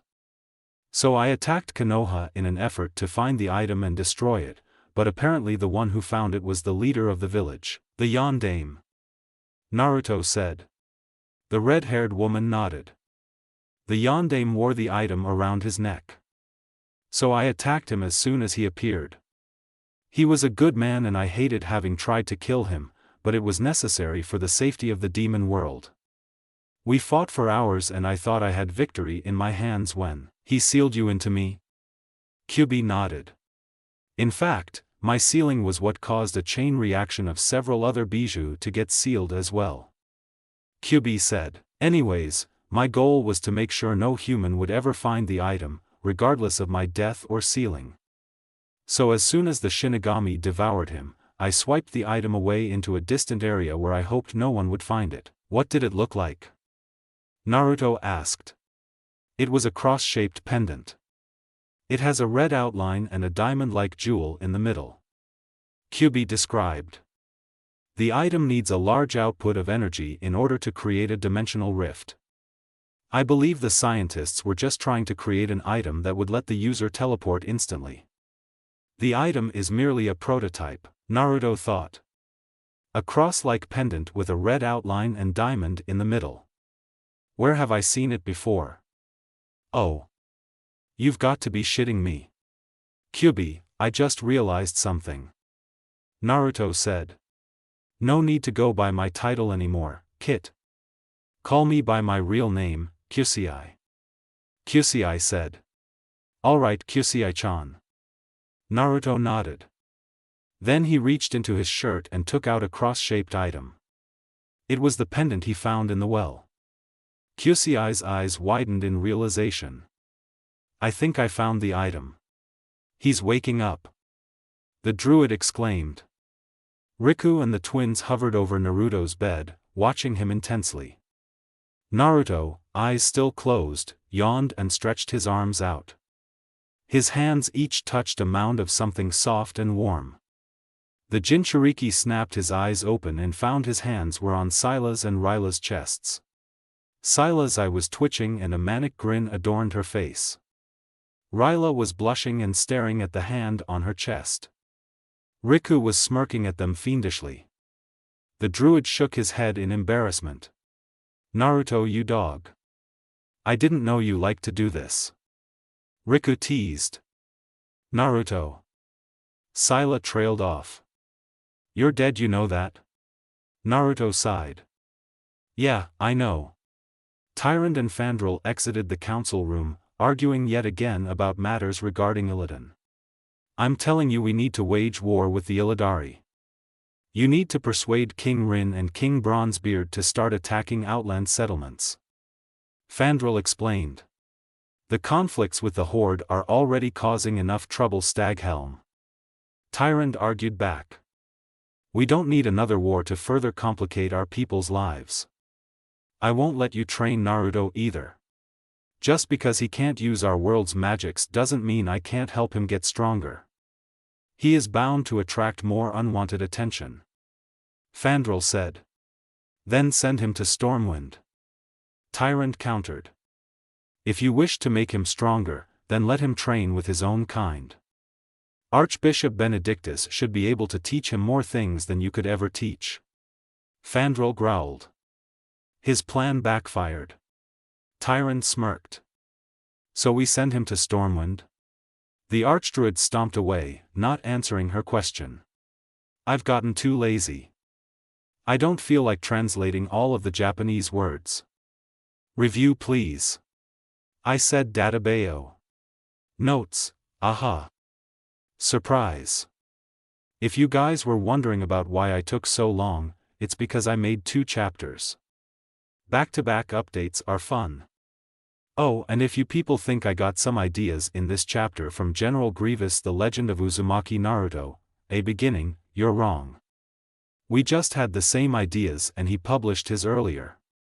Disclaimer, I don't wanna own Naruto anymore. Kishimoto ruined it. A Kitsune's Dream, Chapter 10, I said databeo. Louise Rin, daughter of Anjuan Rin and heiress to the Kingdom of Stormwind, was bored. She was a beautiful girl with hazel hair and silver eyes, all traits she had gained from her now-dead mother. Her convoy, consisting of 20 of Stormwind's finest knights and paladins riding on gallant horses, escorted her carriage on the roads near the ocean. She had gone on a short trip northwest of Stormwind to visit her aging and sick aunt. The Princess of Stormwind had fun helping take care of her aunt. Her aunt didn't treat her like a princess at all, and loved the girl who lived behind the royal blood. Louise even tolerated the long and boring trips just to see her aunt and take care of her. Milady, we are going to set up camp on the coastline. It's at your favorite spot. The captain of the convoy guards said as he rode alongside Louise's carriage. The captain was a young brown-haired man with freckles and paladin by the name of Derek Quirk. Although he was the leader of the guards, he was very young, only 3 years older than the princess. He had known her since she was a child and they treated each other like siblings. Set up my tent, Louise said, boredom practically dripping off of her voice. And let me change out of this damned dress. Yes, milady. Derek answered. He barked out orders to the other guards. A couple of knights dismounted and immediately began to construct a corral to hold the horses. A few more began patrolling up and down the coastline. Half of the rest began to set up tents. The others surrounded the entrance of the carriage to guard the princess. It was their highest priority. The princess got out and the bright sun shined on her sparkling royal dress. The dress was light blue, with frills and fluffs on her shoulders, waist, and neckline. The guards constructing her large, house-sized tent immediately stepped out as the princess stepped inside. The guards took up posts around the tent's perimeter. Louise exited soon after, in a light blue blouse, white knee-length skirt, and the white robe of a priest. Louise was a prodigy in the healing arts. At her age, she already rivaled the chief priests at the infirmary in Stormwind. Captain Quirk. Lady Rin. A paladin shouted as he came back from his patrol. I found a boy's body washed up down the beach. He needs help. Derek motioned to 2 other guards. You too. Come with me. They followed the paladin back to an unconscious boy with a black trench coat and a golden furred tail. Louise took a damp cloth and put it on the boy's forehead. She had taken off the strange cloth headband in order to do this. The paladins and knights had quickly brought the boy to camp and tried to take care of him, but the princess immediately offered to nurse him. Derek and the others quickly disagreed, just in case the boy was a pirate or bandit. Louise had shaken her head and had them take the boy to her tent. The guards had laid him down on her collapsible bed. The boy groaned. Louise took this time to examine him. She had opened his strange shirt that closed by folding the sides over each other and tying it with a belt attached to the back of the shirt. The boy was exceptionally built. He had rippling muscles, but not too much. The princess ran a hand over his chest and abs, marveling at how hard yet soft they were. Louise suddenly pulled her hand away and blushed. She had seen a lot people who had this kind of body. Why was she blushing? Louise looked at the 3 different items that were hung around his neck. There was an orange and red spiral item that had a strange rune-like symbol on one side. Another was a beautiful teal jewel that hung on a golden thread. The last was a golden cross-shaped symbol with a red outline and diamond-like gem in the middle. The princess looked at the boy's face. He had spiked sunny blonde hair and tanned skin. Louise could also tell that behind the cloth mask, the boy was handsome yet still held a boyish look. The Stormwind heiress gently hooked her finger at the top of the mask and prepared to pull it down. She blushed at the surprisingly warm temperature of the boy's skin. Suddenly something brushed against her shin. The princess looked down and saw the boy's most peculiar trait. He had a tail. More precisely, a golden-colored fox tail, with a white tip. Louise looked at the boy's face again and resumed slowly pulling down the boy's mask. She had barely uncovered the bridge of the nose when the blonde's eyes shot open. The boy stared at her for a second and she stared back. Louise was intrigued for a second by his cerulean blue eyes. The boy gently took her hand away from his face and pulled his mask up. "Where am I? Who are you?" the boy asked. But before she could answer, Louise blinked as she felt something furry brush the inside of her thighs. She looked down and found the blonde's tail heading up her skirt. Louise blushed heavily. "Pee perverted fox." Louise screamed as she slapped the boy's face as hard as she could. The blonde comically flew off the bed and rolled onto the floor, unconscious. Derek and few other knights rushed into the tent, swords drawn. "What happened, milady?" the captain shouted. He raised an eyebrow as he saw Louise blushing a deep crimson red. Derek looked at the blonde and saw he had an imprint of a hand on his face. The brown-haired paladin sweat-dropped. "Itai! Itai!" Naruto flinched as Louise put a pack of ice on his cheek. "I'm sorry for slapping you so hard," the princess said sheepishly. "And to think I'm supposed to heal people, not hurt them. It's okay, really." Naruto smiled. "It's my tail's fault for having a perverted mind of its own. By the way, we haven't properly introduced ourselves." Louise smiled as well. Naruto blushed at how pretty she looked. "I'm Louise Rin, princess and heir to the throne of Stormwind." "Sugoi.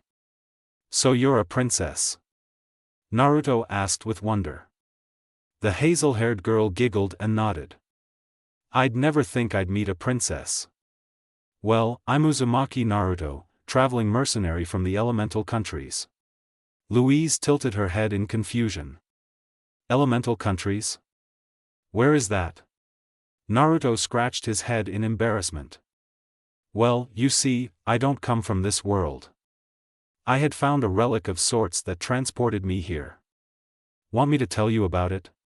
The princess suddenly felt that her trip home would be less boring than she thought. "Damn it, Scylla, it's your fault we don't know where Naruto is." Riku screeched at the green-haired twin as they got off the ship and headed into Stormwind. "It's not my fault. That pervert tried to take advantage of me." Scylla argued back, huffing and puffing as she was being forced to carry all the luggage. "Oh really?" Riku said with a speculating look. "If I remember correctly. Furashibaku no Jutsu." Naruto and Ryla stood next to the railing that kept passengers from falling off the ship. Ryla was laughing at the blonde's joke regarding the ship's captain. Scylla and Riku stood on the opposite end of the ship to Stormwind. Scylla was glaring angrily at one of them. Riku couldn't really tell who. "Hey Scylla, who are you glaring at?"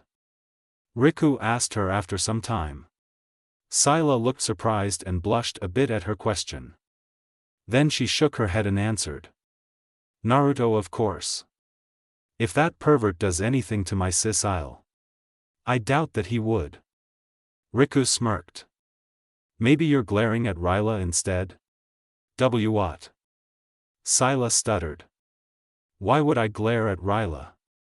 "Because she's spending more time with Naruto than you are," Riku said, an evil glint in her eye. Scylla blushed. What are you saying? The Draenei rolled her eyes and grabbed the green-haired night elf's shoulders. You. Like. Naruto. WWWW what? Scylla exclaimed, her mouth wide open with shock. You're crazy. Hey Scylla, Riku, what's up? Naruto said, suddenly appearing behind Scylla. The warrior freaked out in surprise and shoved Naruto away. The blonde stumbled back and slipped on a wet part of the deck. He flipped over the railing and fell into the ocean. Naruto!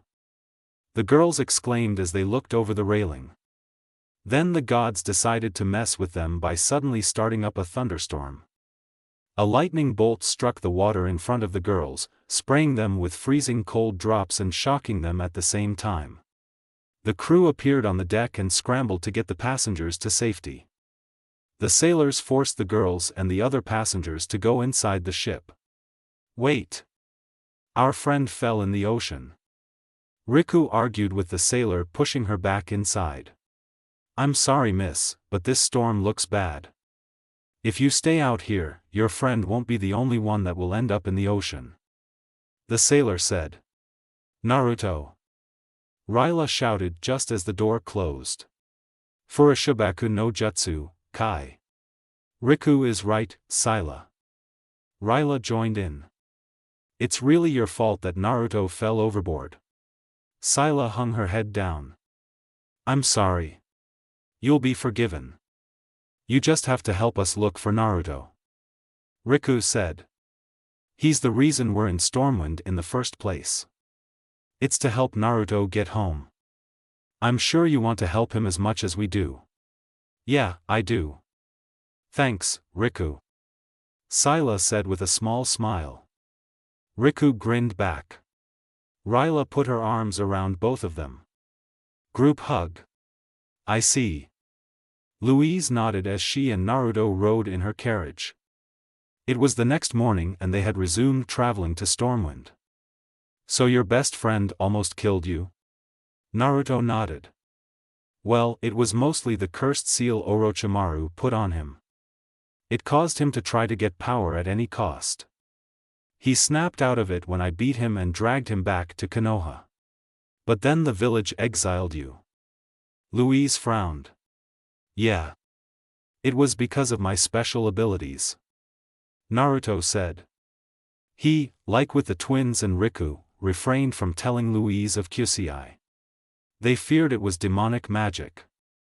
Added to the fact that I harmed their precious Sasuke. Louise frowned. She took Naruto's hand gently in hers. The blonde Jinchuriki looked up in surprise. A small blush formed on both of their cheeks. The princess looked at him with a serious look. Don't worry, Naruto. I'll do what those villagers didn't. I acknowledge you.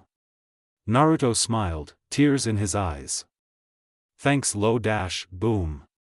A ball of flame slammed into the carriage.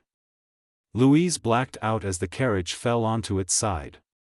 Naruto struggled to stay conscious as he opened the door above him. He heard Derek barking out orders and the battle cries of men. Soon those battle cries turned into cries of death. Outside, bandits attacked the convoy. They came in waves of flesh, leather, and metal. Derek held off a pair of bandits who brandished giant two-handed swords. They alternated attacks, leaving Derek no room to cast a spell or counterattack. The paladins immediately enchanted themselves and rushed into battle, swinging their holy maces. The bandits roared as they chopped and hacked down guards through use of superior numbers. A man that looked more orc than human chuckled evilly. He was obviously the leader. The man used a 6-foot-long club to sweep away guards left and right as he advanced towards the carriage. He climbed onto the side and grabbed Louise by her robe from the inside. Louise Heim. Give her back. Naruto exclaimed. The man backhanded him with the same hand he was using to hold Louise's robe. Impudent child. You think you or the rest of this petty guard can protect the princess? Fool. He taunted. I shall ask the king for ransom. Or better yet, his daughter's hand in marriage for her life. Then when the king passes, I will be the new king. I can see my name already, King Slithis. I will make my bandit force, the Dark Fangs, the strongest army in Azeroth, and we shall finally destroy the Horde. Slithis jumped down and batted away paladins and knights as he heaved the princess onto his shoulder. Retreat!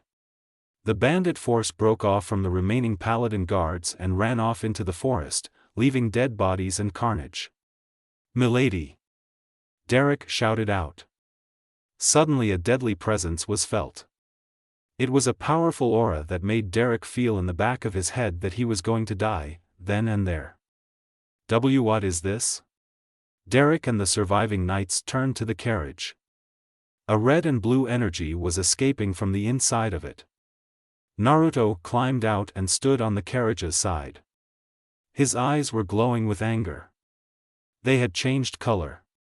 They were a deeper royal blue, with a teal rim.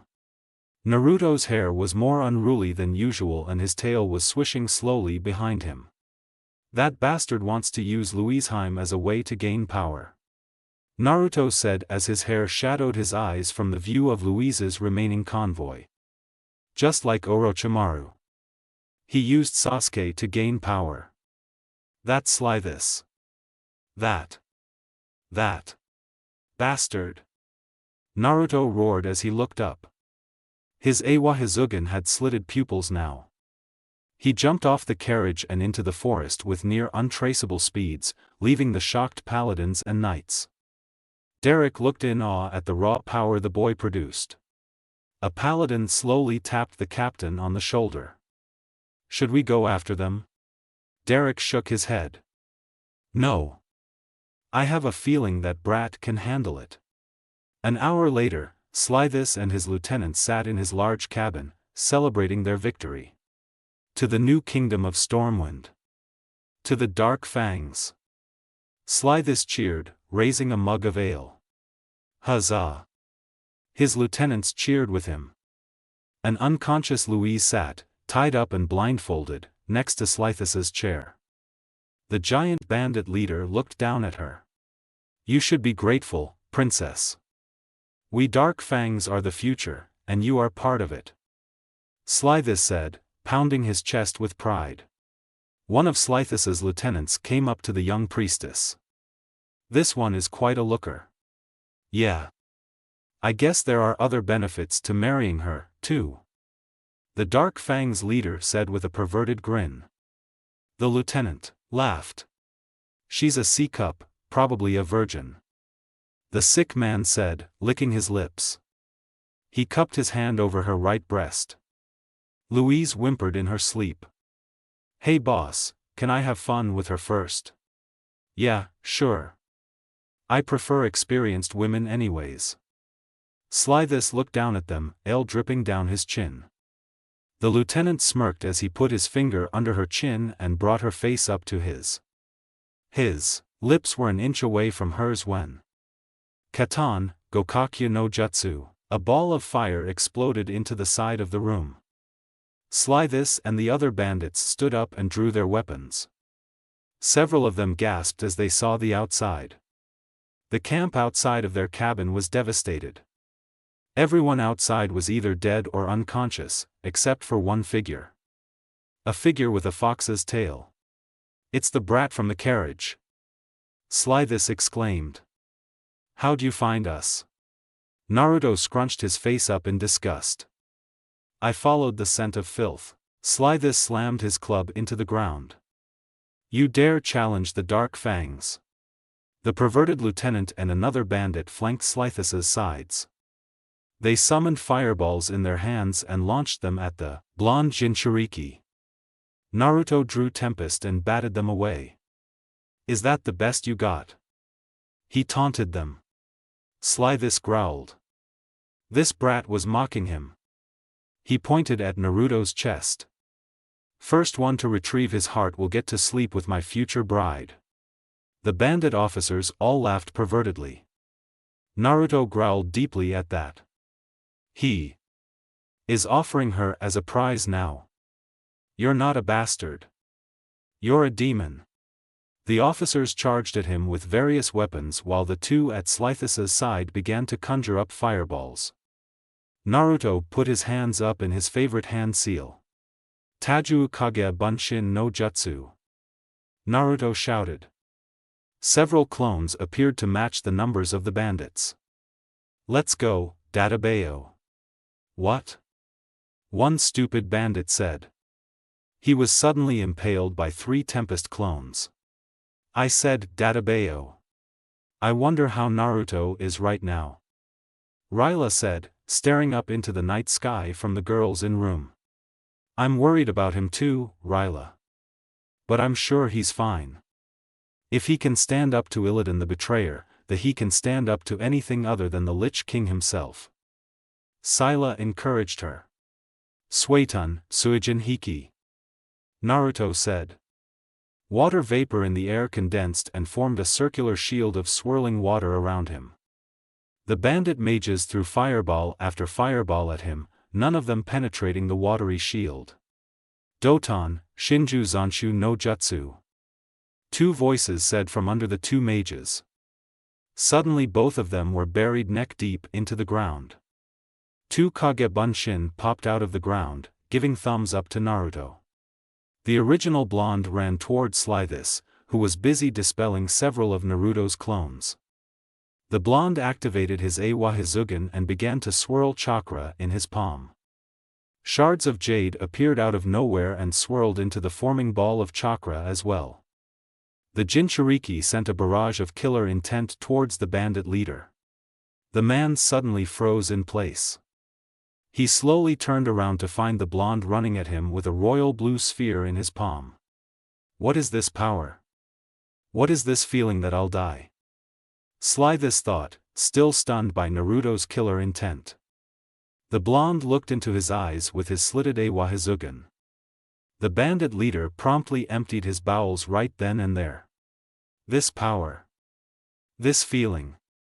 Naruto said just as he prepared to thrust his arm forward. Is my will to protect Louise. Slithus cried out as the ball was thrust into his chest. Hachiganai Hijui no Rasengan. The Rasengan exploded, the jade shards embedded deep into the bandit leader's flesh. The jade shards suddenly began to expand and multiply, covering every spot of Slithus's skin. The jade itself exploded in a shower of teal chakra. Slithus's screams could be heard for miles. Again, I'm too tired to translate.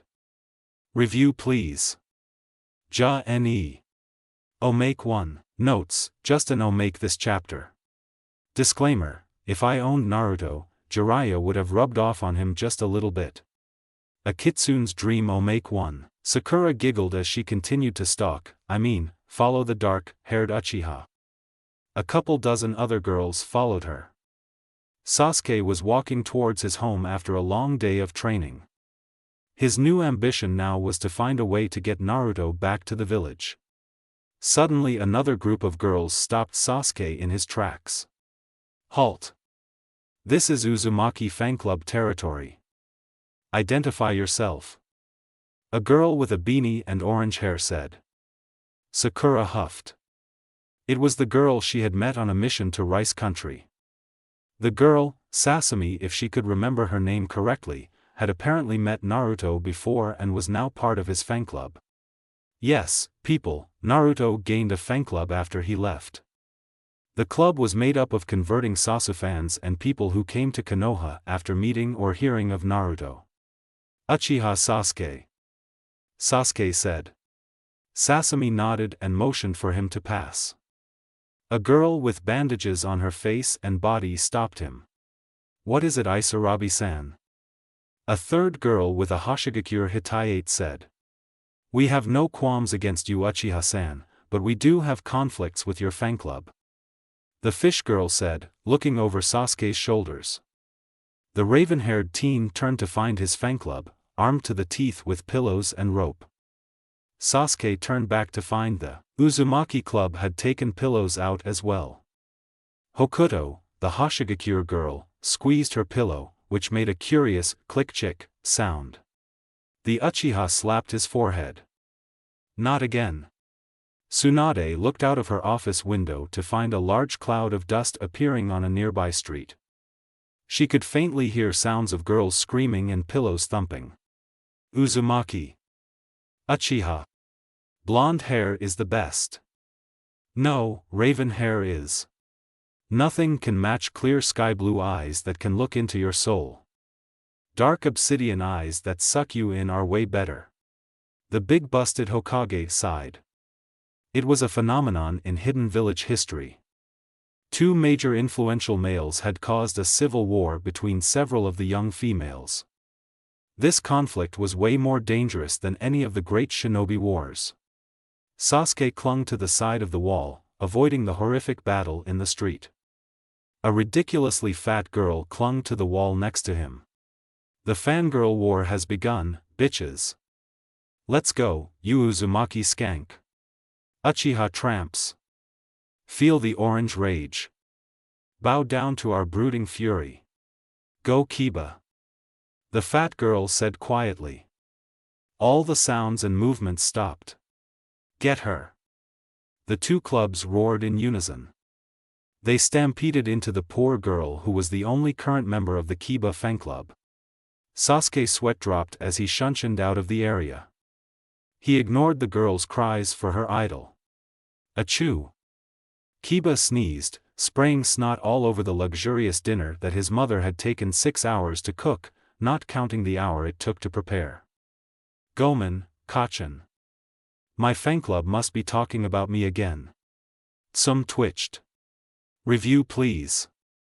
Or I will eat your soul. Pervert alert. Notes, yay, I'm finally updating. Oh, and by the way, I don't play World of Warcraft that much, tried it once on a trial, lol, so if I get anything wrong with geography or lore, don't flame me too much. Disclaimer, whoever thinks I own Naruto needs to have a meeting with my fist. Whoever thinks I own World of Warcraft needs to have very intimate contact with my heel. A Kitsune's Dream, Chapter 11, Pervert Alert. It was morning. The birds chirped serenely and the tree leaves rustled softly to the gentle breeze. A wild boar snorted as it scavenged the forest floor. A flock of spring butterflies, newly hatched from their cocoons, flew off into the sky. It was peaceful. But the harmony was broken by the clanking metal of armor pieces and stomping of heavy feet. A small battered battalion of paladins that made up the survivors of Louise's royal guard walked up the slope of a steep hill. Many were limping, carried on horses or otherwise injured. Derek waved his hand forward. Come on. Stormwind is just on the other side of this hill. One of his corporals tapped his shoulder. Sir, but where are Princess Louise and the strange fox boy? Derek sighed. I don't know. But we can only hope for the best. When that boy with the tail shot after the dark fangs, something told me not to follow them. Something told me that the boy would be able to save Louise. The corporal furrowed his eyebrows. Sir, we cannot put all our faith on a single boy. Nothing short of an upper member from a powerful guild can single-handedly eliminate an entire camp of bandits. Besides, it's been an entire day. Don't you think he'd be back by now? A sad look adorned Derek's face. Why, you're right. What was I thinking, letting one kid go against an entire group of bandits? Not all is lost, sir. The other paladin replied. Most likely, the bandits have not killed the princess and plan to hold her ransom. She will live. But they might do other stuff to Princess Louise. Just thinking about it makes me want to. Derek scowled as he clenched his fist so hard, the metal on his gloves bent inwards. The corporal put a comforting hand on his commander's shoulder. It's better than having her dead. As they reached the crest of the hill, the group of hurt paladins looked down upon the city of Stormwind, the largest and most magnificent of the Alliance cities. Its sturdy defenses and standing garrison were only matched by the Horde's capital of Agramar, the undead city of Icecrown Citadel and Ilidan's stronghold, Hellfire Citadel. Nothing short of an army larger than the original Orcish horde of Draenor could break through the large stone walls. Derek sighed tiredly as he waved his arm forward again. Onward! Naruto jumped from tree to tree, carrying a still unconscious Louise on his back. The blonde had gone back to the place where the Dark Fang's ambush occurred and found that the remaining royal guard had already left, leaving only the dead bodies of slaughtered enemies and comrades along with Louise's overturned carriage. He had immediately gone straight for Stormwind, which was roughly southeast of his current location if he remembered correctly. He hopped quickly through the lower canopy of the large trees in the forest he was in. The blonde had seen many strange things on his short journey to the Alliance capital. He saw a young wolf search for food. He had witnessed a tribe of murlocs and a gnoll warband fight along the shore of a large pond. He had even seen a couple of traveling mages spar with their opposite frost and flame magic. All of these things intrigued Naruto. The strange creatures. The powerful techniques. The unique way of life. The blonde may not know it, but he was slowly falling in love with the world of Azeroth. Inside of him, a scheming Kitsune smirked, thinking that soon her kit would accept the fact that he would live better here, that he would decide to leave his past behind and move forward. Ryla, Scylla and Riku walked down a dirt path leading to Stormwind. They had picked up new equipment from the port they landed in. Apparently, the port was a major armor and weapons supplier. The three had each gotten new sets of armor and had enhanced their weapons. Ryla now had a thick brown leather shirt that accentuated her torso's curves, a steel shoulder guard on her right shoulder that had the Night Elf Sentinel's insignia, and a pair of form-fitting leaf green leather pants. Her glaive was strapped onto her back and her arrows were transferred into thin quivers that attached to the sides of her thighs. She held her longbow tightly, a calm look on her face. Scylla had a standard set of steel female night elf armor. Her breastplate and greaves were navy blue while her shoulder guards, leggings and bracers were undyed and still silver. The Sentinel's insignia was on her breastplate, right above her heart. Her broadsword was in its scabbard at her hip while her new spear was strapped to her back. Riku's stormhammer was replaced by a ritual staff that was common of many other shamans. The staff was plain brown, but as the area neared the head slowly bled into a deep crimson. The staff's headpiece was a red orb that had a golden glowing ball in the middle. Her outfit didn't change much, other than the fact she wore metallic elbow pads that matched her knee pads. The Draenei yawned loudly. Why did we have to wake up so early again? Don't you want to find Naruto? Scylla asked her. We could have waited an hour or two. Riku replied. Ryla shook her head. We have to find him as fast as possible. Why? Riku smirked, a devious plan assembling itself in her mind. We'll find him eventually. Do you think an hour or two would put a dent in Naruto's quest to find a way back to his home? No. Surely you know that. Well, of course, but... Scylla started. But... Riku interrupted, her smirk growing wider. The truth is the only reason you girls want to find him as soon as possible is because you both want to smooch with him. The twins blushed heavily as they glared at their hoofed companion, more like Scylla glared while Ryla blushed some more. What? Don't deny it.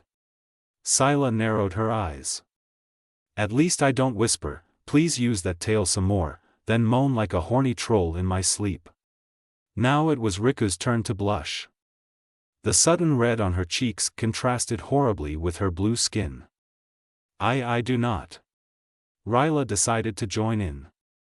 But Riku, I've also heard you whimper and say, show me how foxes get it on. The Draenei girl could have died from embarrassment in that moment.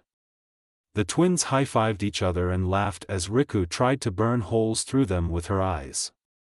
As they neared a crossroads, they heard voices and armor clanking. They stopped at the intersection and watched as a group of severely injured humans walk by in a small caravan. They were dressed in the golden-laced armor of paladins and bore the insignia for the royal guard. The three girls gasped at the number of hurt people. Scylla spotted a relatively uninjured man and called out to him. He looked a bit startled before walking up to the trio. May I help you, ladies? If I may ask, what happened to you guys? Scylla asked. The paladin frowned. We were ambushed by a large bandit force. They killed many of our comrades and took the princess hostage. Louise Rin of Stormwind. The prodigy priestess. Ryla exclaimed. That princess. He nodded. Yes. Princess Louise was taken by the infamous Dark Fangs and will probably be held for ransom. Why didn't you guys go after them? Scylla shouted. My battalion was injured and severely outnumbered. The man replied sternly. If I were to follow them, my men would have been killed and the princess would still have been held for ransom. Nothing would have been accomplished. Scylla had no response. The paladin sighed. However, a stranger that we found, a young man we saved from drowning at a beach, followed them. I do not know what happened to him. We haven't seen him or the princess since. Riku had an odd feeling. Wait, what did the young man look like? He had spiky blonde hair, a black coat of sorts, a strange sword, and a cloth face mask. He answered. Oh, and this may sound strange, but he also had a fox tail. The three girls were shocked at the odd coincidence that has just happened. Do you know where he is?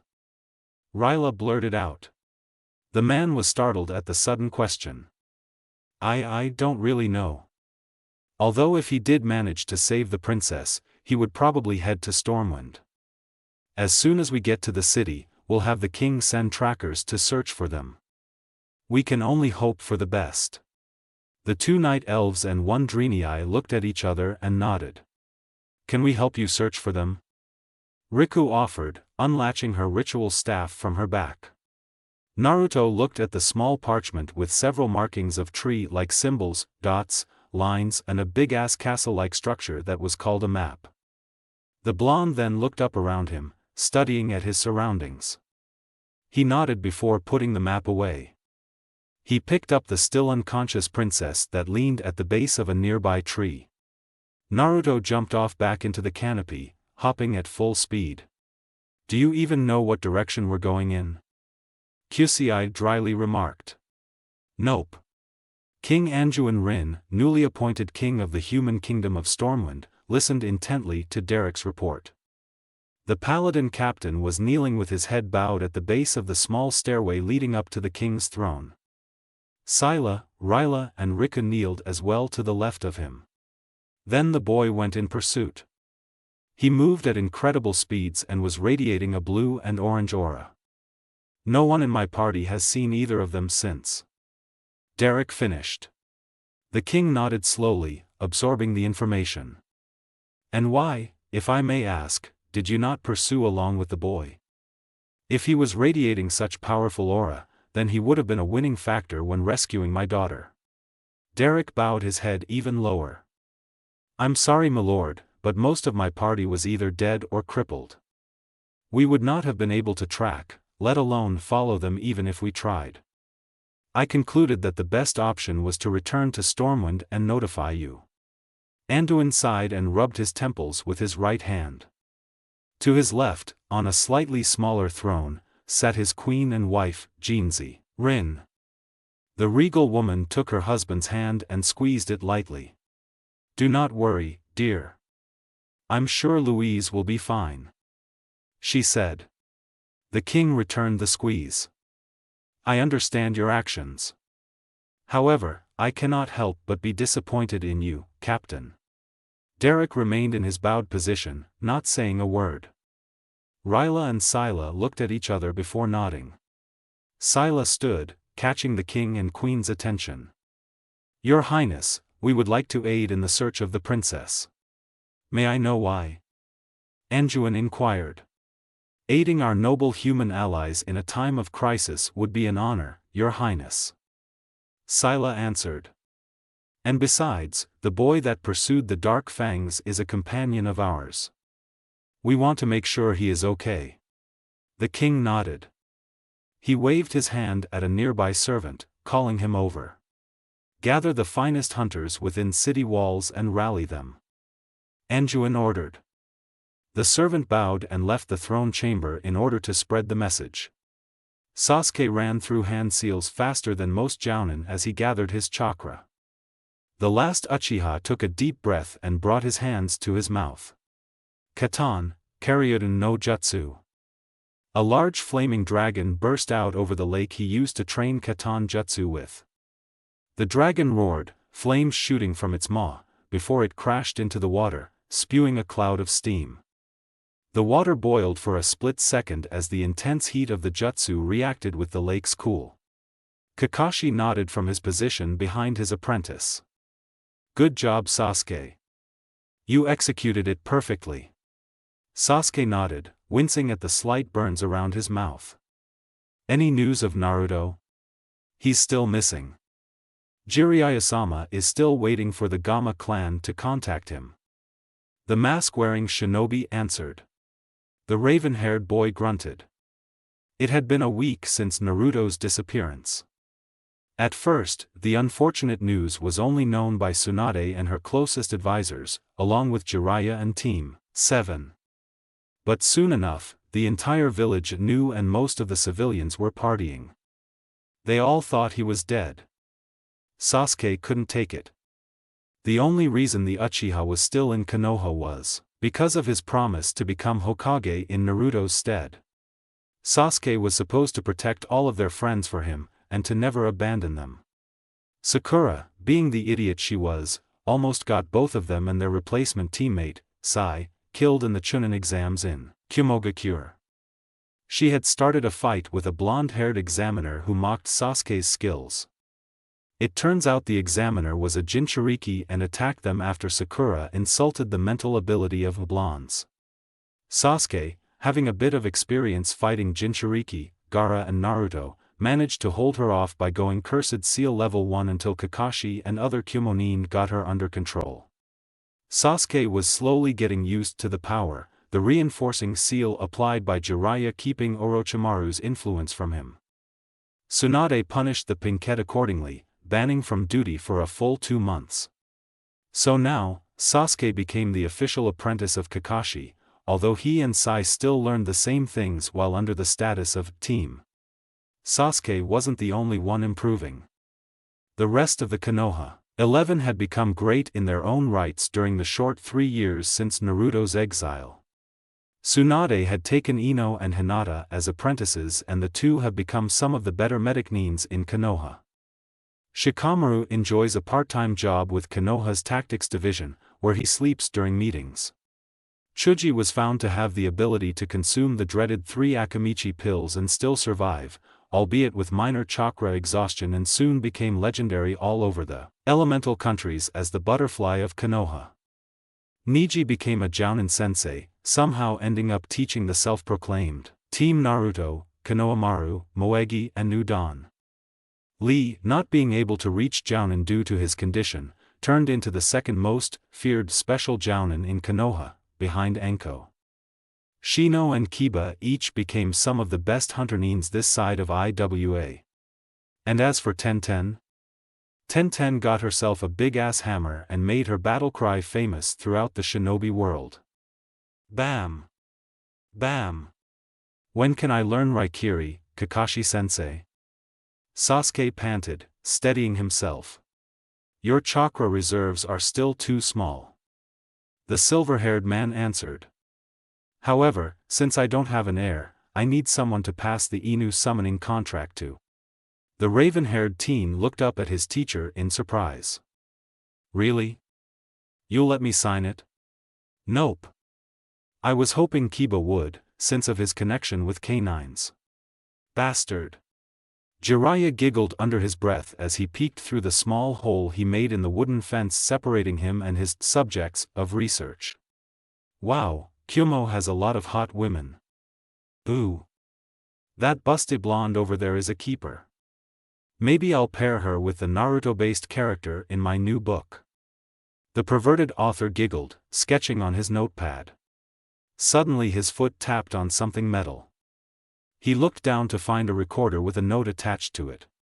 The note said, "Dear Erosenin, I won't be able to stop your perverted antics all the time, so I've decided to leave anti-pervert wards at every hot spring on the continent. P.S. This is one of them." The recorder suddenly blasted out a large honking noise along with Naruto's voice. "Pervert alert! Pervert alert! Uzumaki Naruto anti-pervert ward activated. All females in vicinity mobilize." "Ah! Pervert! Who's there?" Jiraiya cursed, shaking his head slightly. Then he smiled. "That Naruto, annoying me even while on a different world. Yujito-chan. Your boyfriend Naruto's alarm went off.